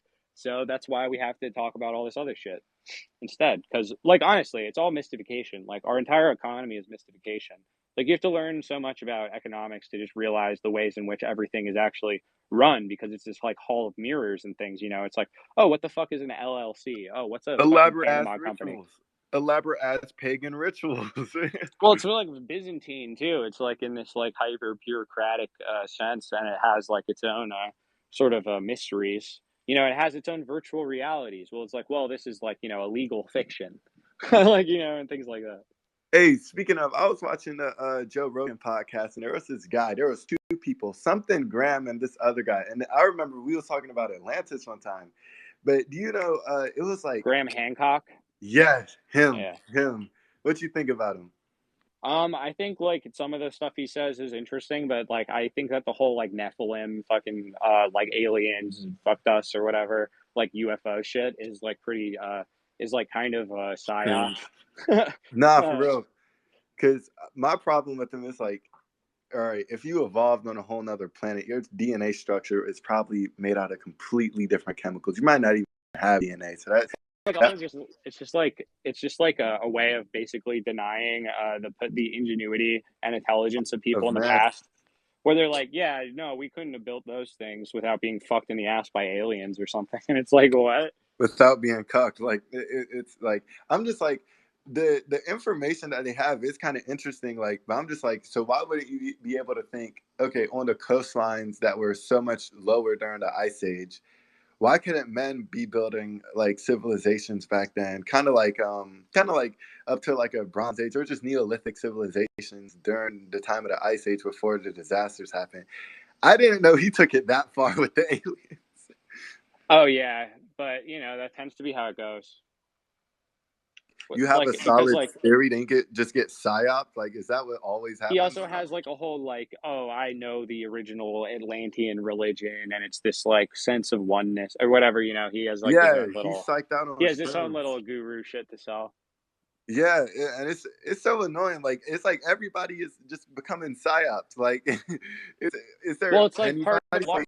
part of LARPing. Like LARPing is like a really important thing that we also invented. I mean, we invented these role playing games in order to like run simulations of like geopolitical events in order to like have game plans for things and stuff like that. I mean, we have we have the best actors in the world, right? Like we have gamers, like we're big in gaming. This is all American stuff that we're built and excel in. So like yeah, obviously if you make it like marketing, what you want is for people to market your product and have them like be volunteer to do it and be like happy to do it, and like you can be like, oh, is it like, do you trick someone? Is it a trick if everyone starts copying like the Oreo viral challenge or something? Is that a trick, or is that like a marketing stunt? Like, or like what is that? It's like psychological warfare, right? Like in a way, but then so is everything. So it's like all like you're being assailed by the senses, in all of your senses at all times for the most part, by people who are trying to get you to imagine the world in a particular way, like even to invent desires for things to increase demand for certain products. Like, there's no innate demand for the Oreo cookie ice cream sandwich. But if we present it in this way, like in this advertisement where your favorite cool person in the world that's what he gets at the 7-Eleven. This is also a co sponsored deal with 7-Eleven, um, or whatever, exclusive only at 7-Eleven or whatever. That's how things actually work, is like like we're producing these types of images and little myths in advertising such that people want to like LARP and like inhabit them, and then they take a picture of themselves doing that on Instagram, etc.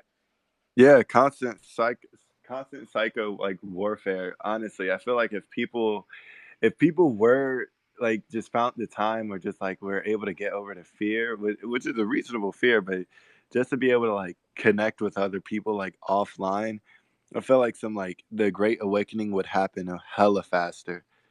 Like it's already, you could already like the Well, internet is actually, important. let's imagine like like all our level of technology is still here, but like all of the internet, like all the infrastructure for the entirety of the internet collapses. Like probably be able to like re-coordinate some parts of it. There'd be a lot of problems, but if like people immediately in like an emergency situation had to actually become like responsible and part of the like polis or like community in which they're actually inhabiting, they would immediately their opinions on things would radically change just by that happening. It's something I sort of realized a lot is like I sort of had a yearning for a type of collapse slash apocalypse when I was younger, and it's because whenever there was like a natural disaster that like rocked my town and like altered the normal procedures of doing things, it felt like I was more actively involved in like the world. Like we had like a huge tornado, for instance, and so it was like going around like trying to like like clean shit up and like cutting down like branches and like removing brush, etc., and like running things for people's relief. Like it felt like more meaningful. It felt like more like I was actually involved in a specific like place that existed. Or it's like I watched like Jericho as a kid, and I was always like that would be sweet to like actually be involved in like the governance of my own community, like with other people like who I've known and like who's like etc. Like having like an actual civic engagement. I don't know. I went to a lot of town hall meetings around here when I was younger, so I was pretty jaded about that because it's mostly run by these like old fucking retired boomers who just like have no, they just like hate the world and Why impose do you think their. they hate the world?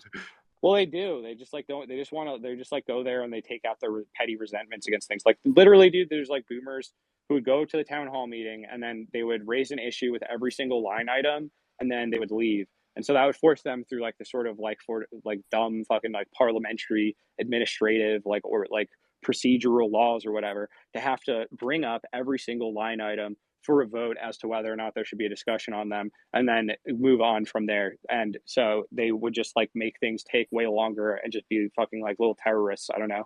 Talk I don't know, about dude. jaded. Jesus Christ, what happened to Yeah, him? I don't know, but I used to film these. I got paid to film these when I was a kid. So I remember I was like sitting there for like 3 hours, just like on a still shot, just like texting girls on my phone, probably at the time. That was my job, manning the camera of the town broadcast of the town hall meeting.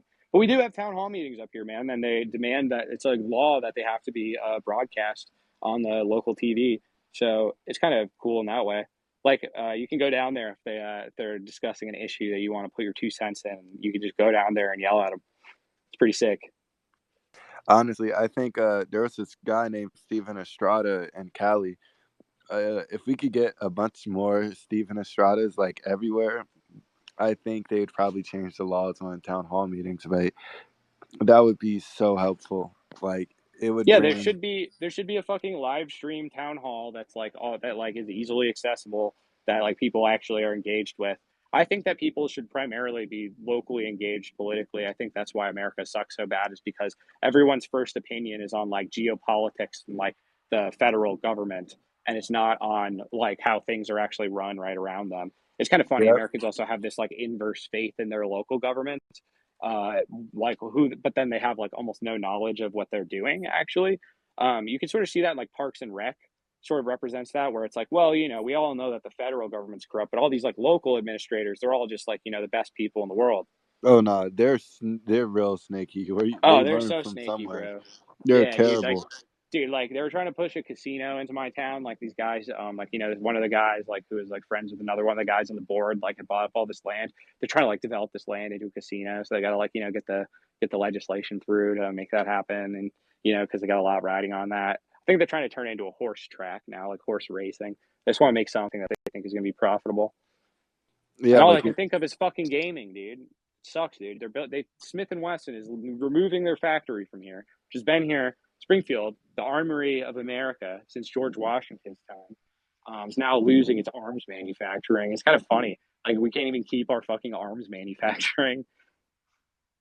yeah, it's sad. Like I'll see like you can literally see the community collapsing around you, but nobody like you like it's not like people know that the town hall is there. It's like the town hall don't even exist in people's mind. Oh well, there's a lot of places in America where they like don't even have it doesn't run like that at all. New England has kept this tradition since the beginning.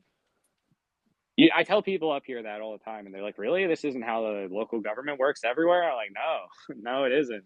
Yeah, that one surprised me. I'm like this because Maryland was like one of the 13 colonies, so it's just like yeah, it don't work like that anywhere else. I mean, to be fair, in the West, like how can you have a town hall when you got Comanche Indians just like raiding the fuck out of the town, right? Well, that's how it was back here at the time, except it wasn't Comanches. Yeah, and I'm about to read this book, but I heard like a little clip of it. The Comanches were goddamn savages.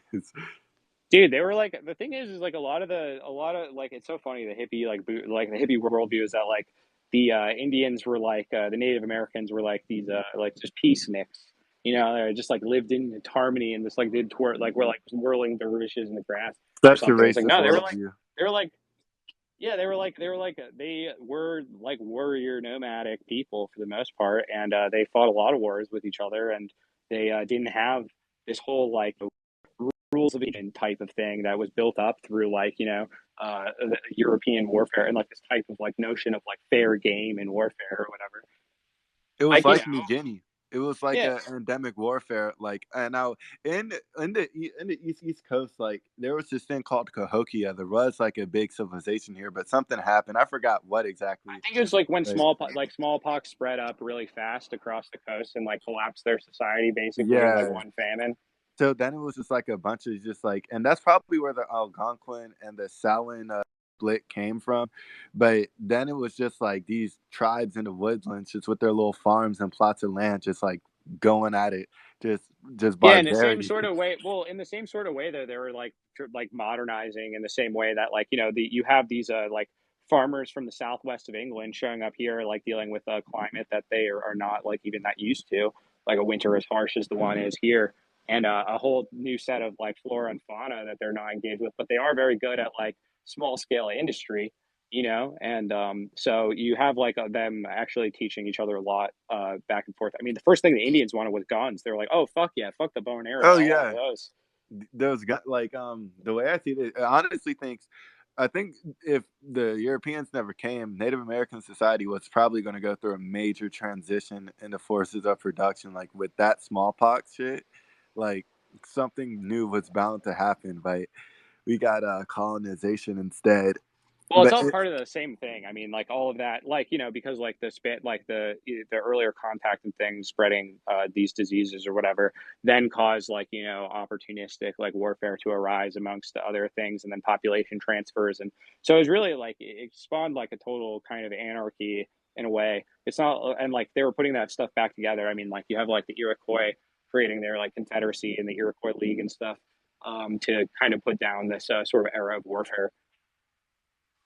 yeah, it was about to end at some time. Like honestly, one thing I noticed now with the black community is that due to the crack era, it's like you had gangs originally like fighting over land and turf because you could make when people became millionaires overnight, like it was instantaneous. People who literally had nothing like suddenly have everything due to these drugs. And then it just end up divulging to where like unless you're selling some hardcore drugs, most people in the hood who's like trapping like that, they ain't really like making nothing. They ain't really making like money like Yeah, that, you're like like how it used to be. barely surviving in a lot Yeah, of it's ways. like And you'll make part a of that, couple bands, but that's about it.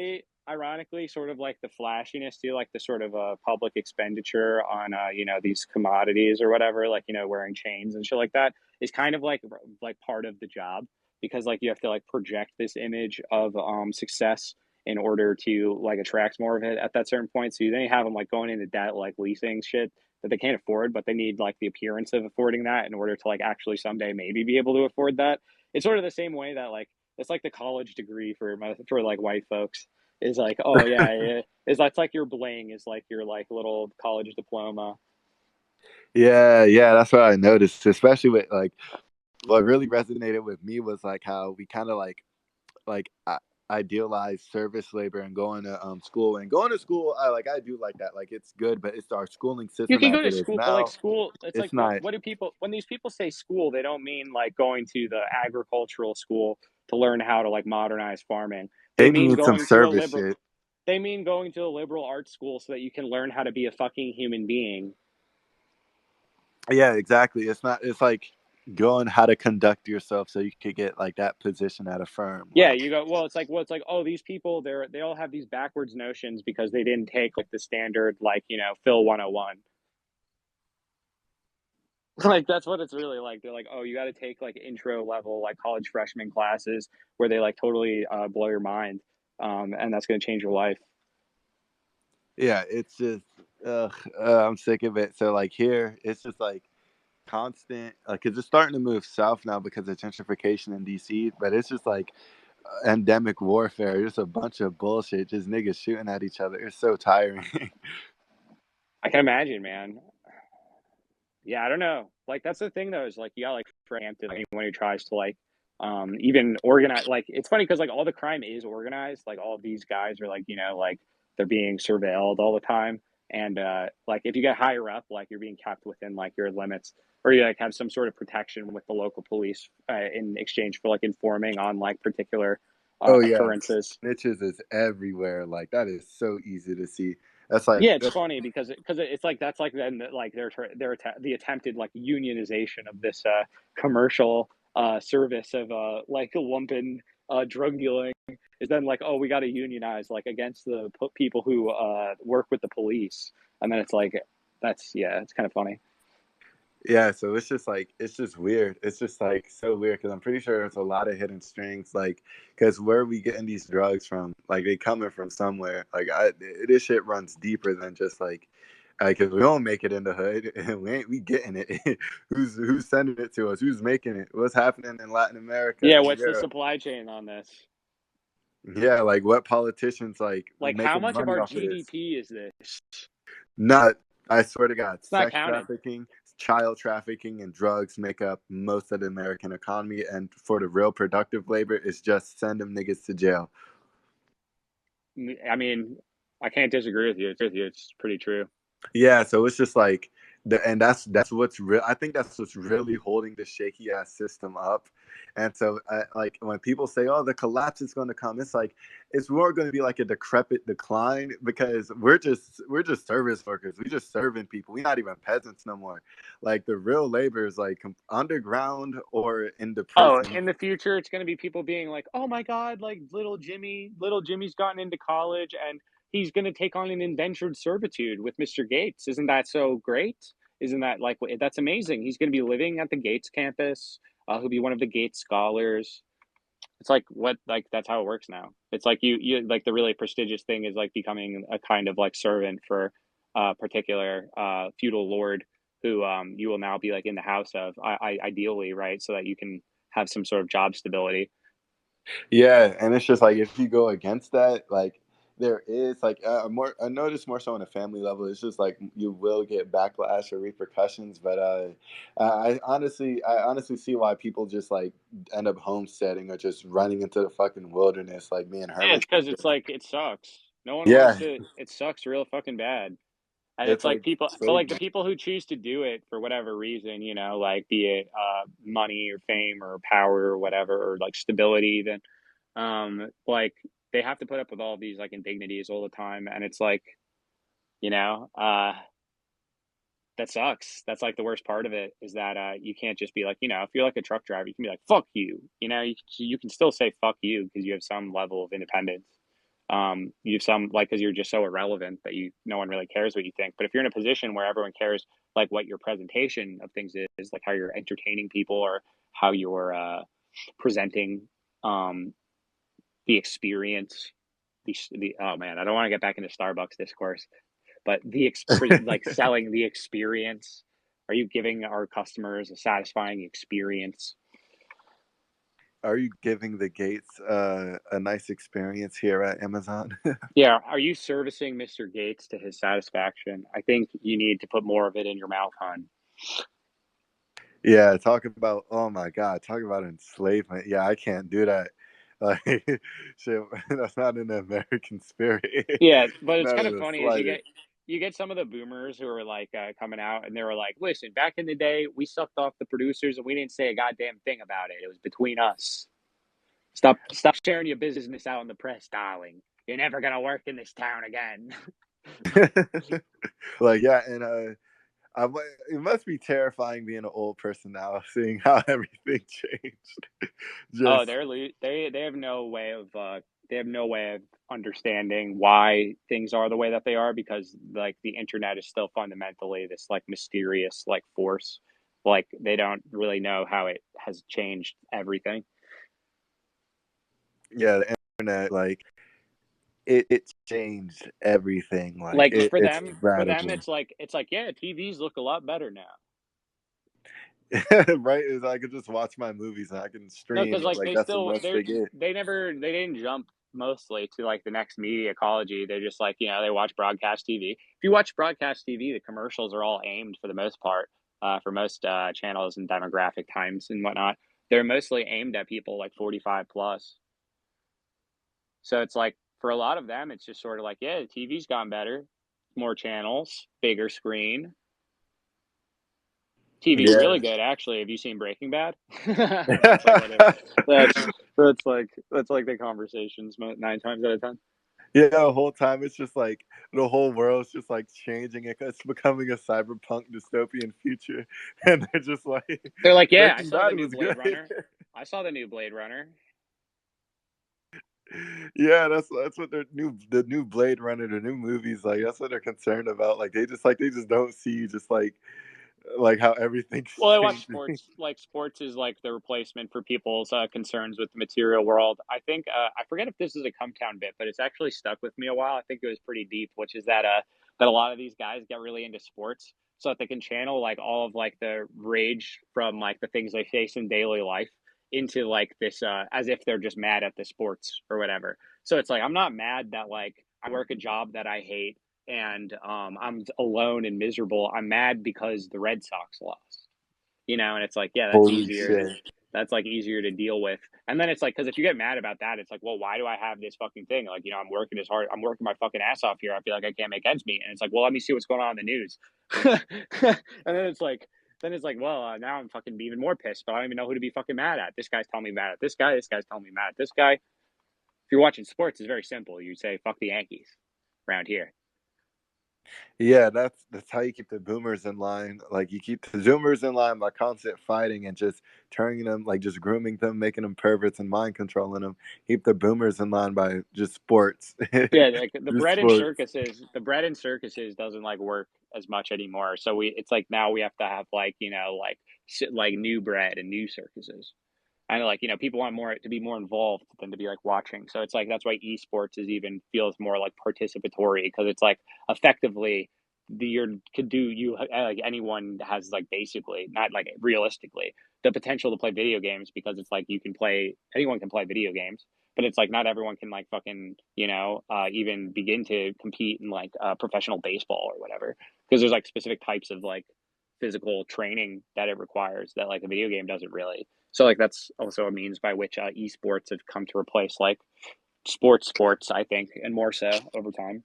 And I never knew how big esports was, but those competitions are huge. It's like no, when it first came out for me, I was just like I was still a teenager, like a young teenager. I was like, this shit lame as hell. Like, why the I fuck? don't know, man. I used to watch the StarCraft games late at night.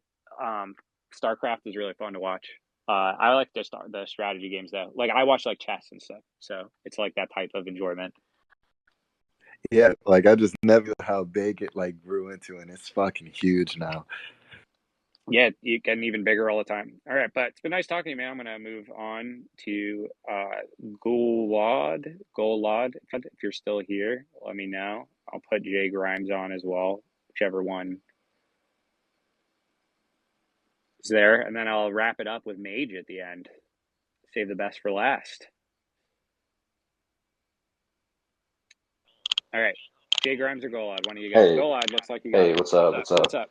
up? I just wanted to ask you a little bit about what you think about like you know Pagio, right? Like you keep up a little bit with that. Yeah, I know Padgett. Yeah, Yeah, he follows me. so like you think I've been really kind of vibing with sort of Jamaican music. I'm a few years behind, you know, with this. I'm delving into Chronics and Protege a little bit, but like, do you think it's like possible that the Rastas could have like sort of a they call it livity, right? Like their understanding of the Bible and of their position in the world being like very true, and like the tension between that and like Jah being like uh you know reincarnated God, right? Like, do you see what I'm trying to get at here? Do you experience the tension with that, or like? I'm not like super deep into the like theology of the Rastafarians, Sure, to be honest with you. me neither. Me neither. I was just wondering because like it seems like there's no other musical artist that I'm aware of. Like Chronix is talking about Samson defeating the Philistines with a donkey's jawbone. Like that's deep. That's deep Christian mythology, right? Or like, and Yeah, you get more of it. You get more of it in like general like Abrahamic type stuff from someone like Lupe Fiasco or whatever. Even sure, sure, okay.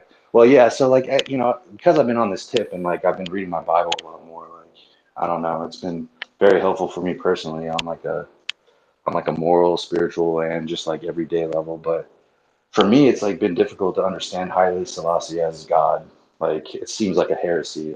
Like, yeah, I mean but it's kind of like there's that's so sort of much like good there though. Like, there's a lot of like those types of like in like the more revolutionary movements they'll make a move like that in order to like bolster I don't know, morale. I mean that happens all the time. I think effectively that's sort of like what like Muhammad's like. I mean he doesn't claim to be God, but I don't think Haile Selassie's God either. But I right. do think Haile Selassie's like a pretty cool, interesting figure Like a good in totem history. to like sort of strive towards. I definitely understand it that way myself too, and I don't think he's God either. But it's just so interesting to me that they can have this like such deep and complex understanding of the world. Like it kind of ties into some of the earlier discussion you were having about like the sort of U.S. NATO complex as Babylon. Like they, it's like almost you could say it's in their spirit or in their blood that they understand it because Well, it's like it's in their poetry, yeah, really. Like it's like these are the songs that they've been singing for a long time.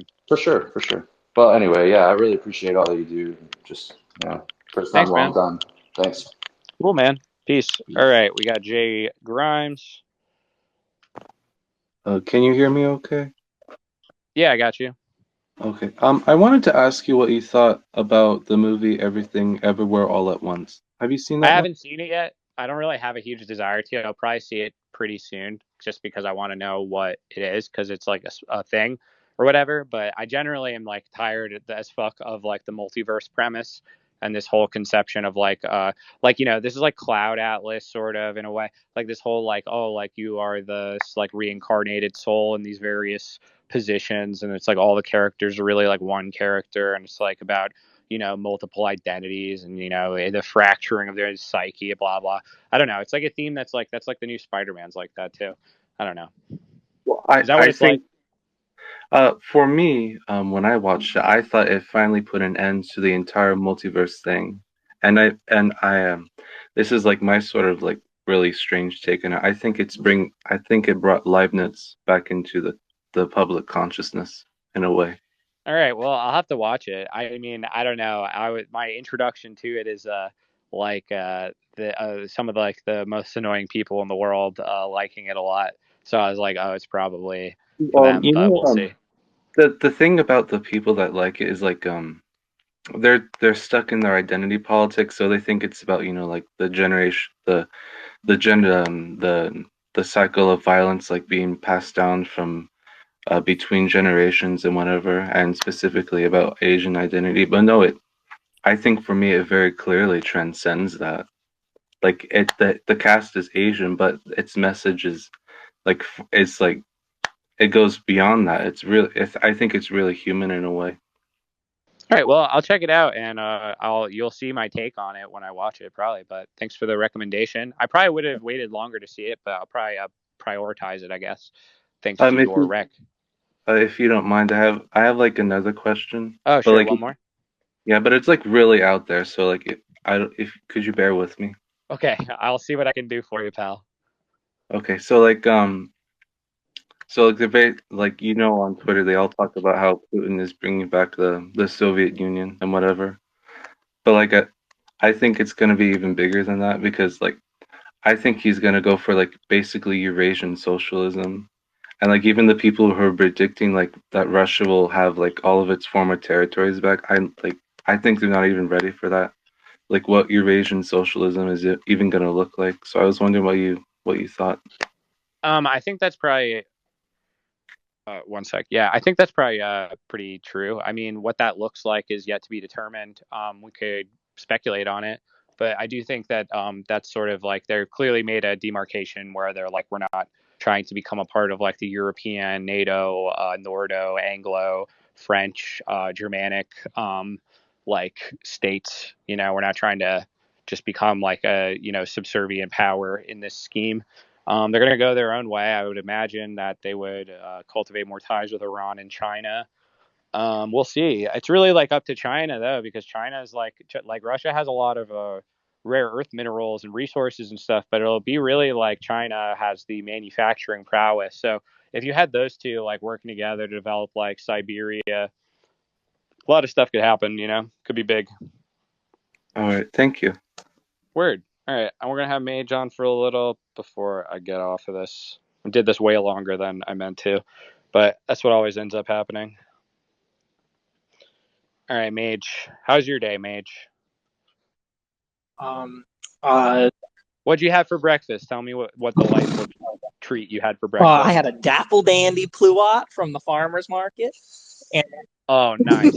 And I had a nice farmer's market orange. And I'm out of yerbas right now, so I'm a little bit cracked undercaffeinated. Well, no, I'm a little cracked out because I drank like cold brew concentrate. Oh, dude, that shit'll fuck you up. I used to drink that. I don't like how it makes me feel. I don't feel very good right now as far as that. No, it's like putting diesel into your engine. Like that usually runs on gas. I just kind of feel nauseous. Like it's just not. Yeah, it's like think of that. It's like the black smoke coming out of the engine. Like if you put diesel into a gas engine. Yeah. Well, and the maple syrup I added to it didn't really help very much either. Oh man. That's wild. It's not the most fantastic breakfast this morning, but the farmer's market, like stone fruits and oranges, that's pretty good. I chugged a like on Saturday, basically all I ate was just like a half gallon of blood orange juice. Oh, peeing out, I see. Yeah, it's really nice actually. That sounds nice, man. We got so many like berries up here. Like the blueberries have been fucking fire right now. The blackberries and the blueberries are so fire right now. Dude, I used to have this little mini hand pie maker, so you could just put in fuck yes, and you just throw in the berries with a little sugar. Oh man, it's like what the fuck?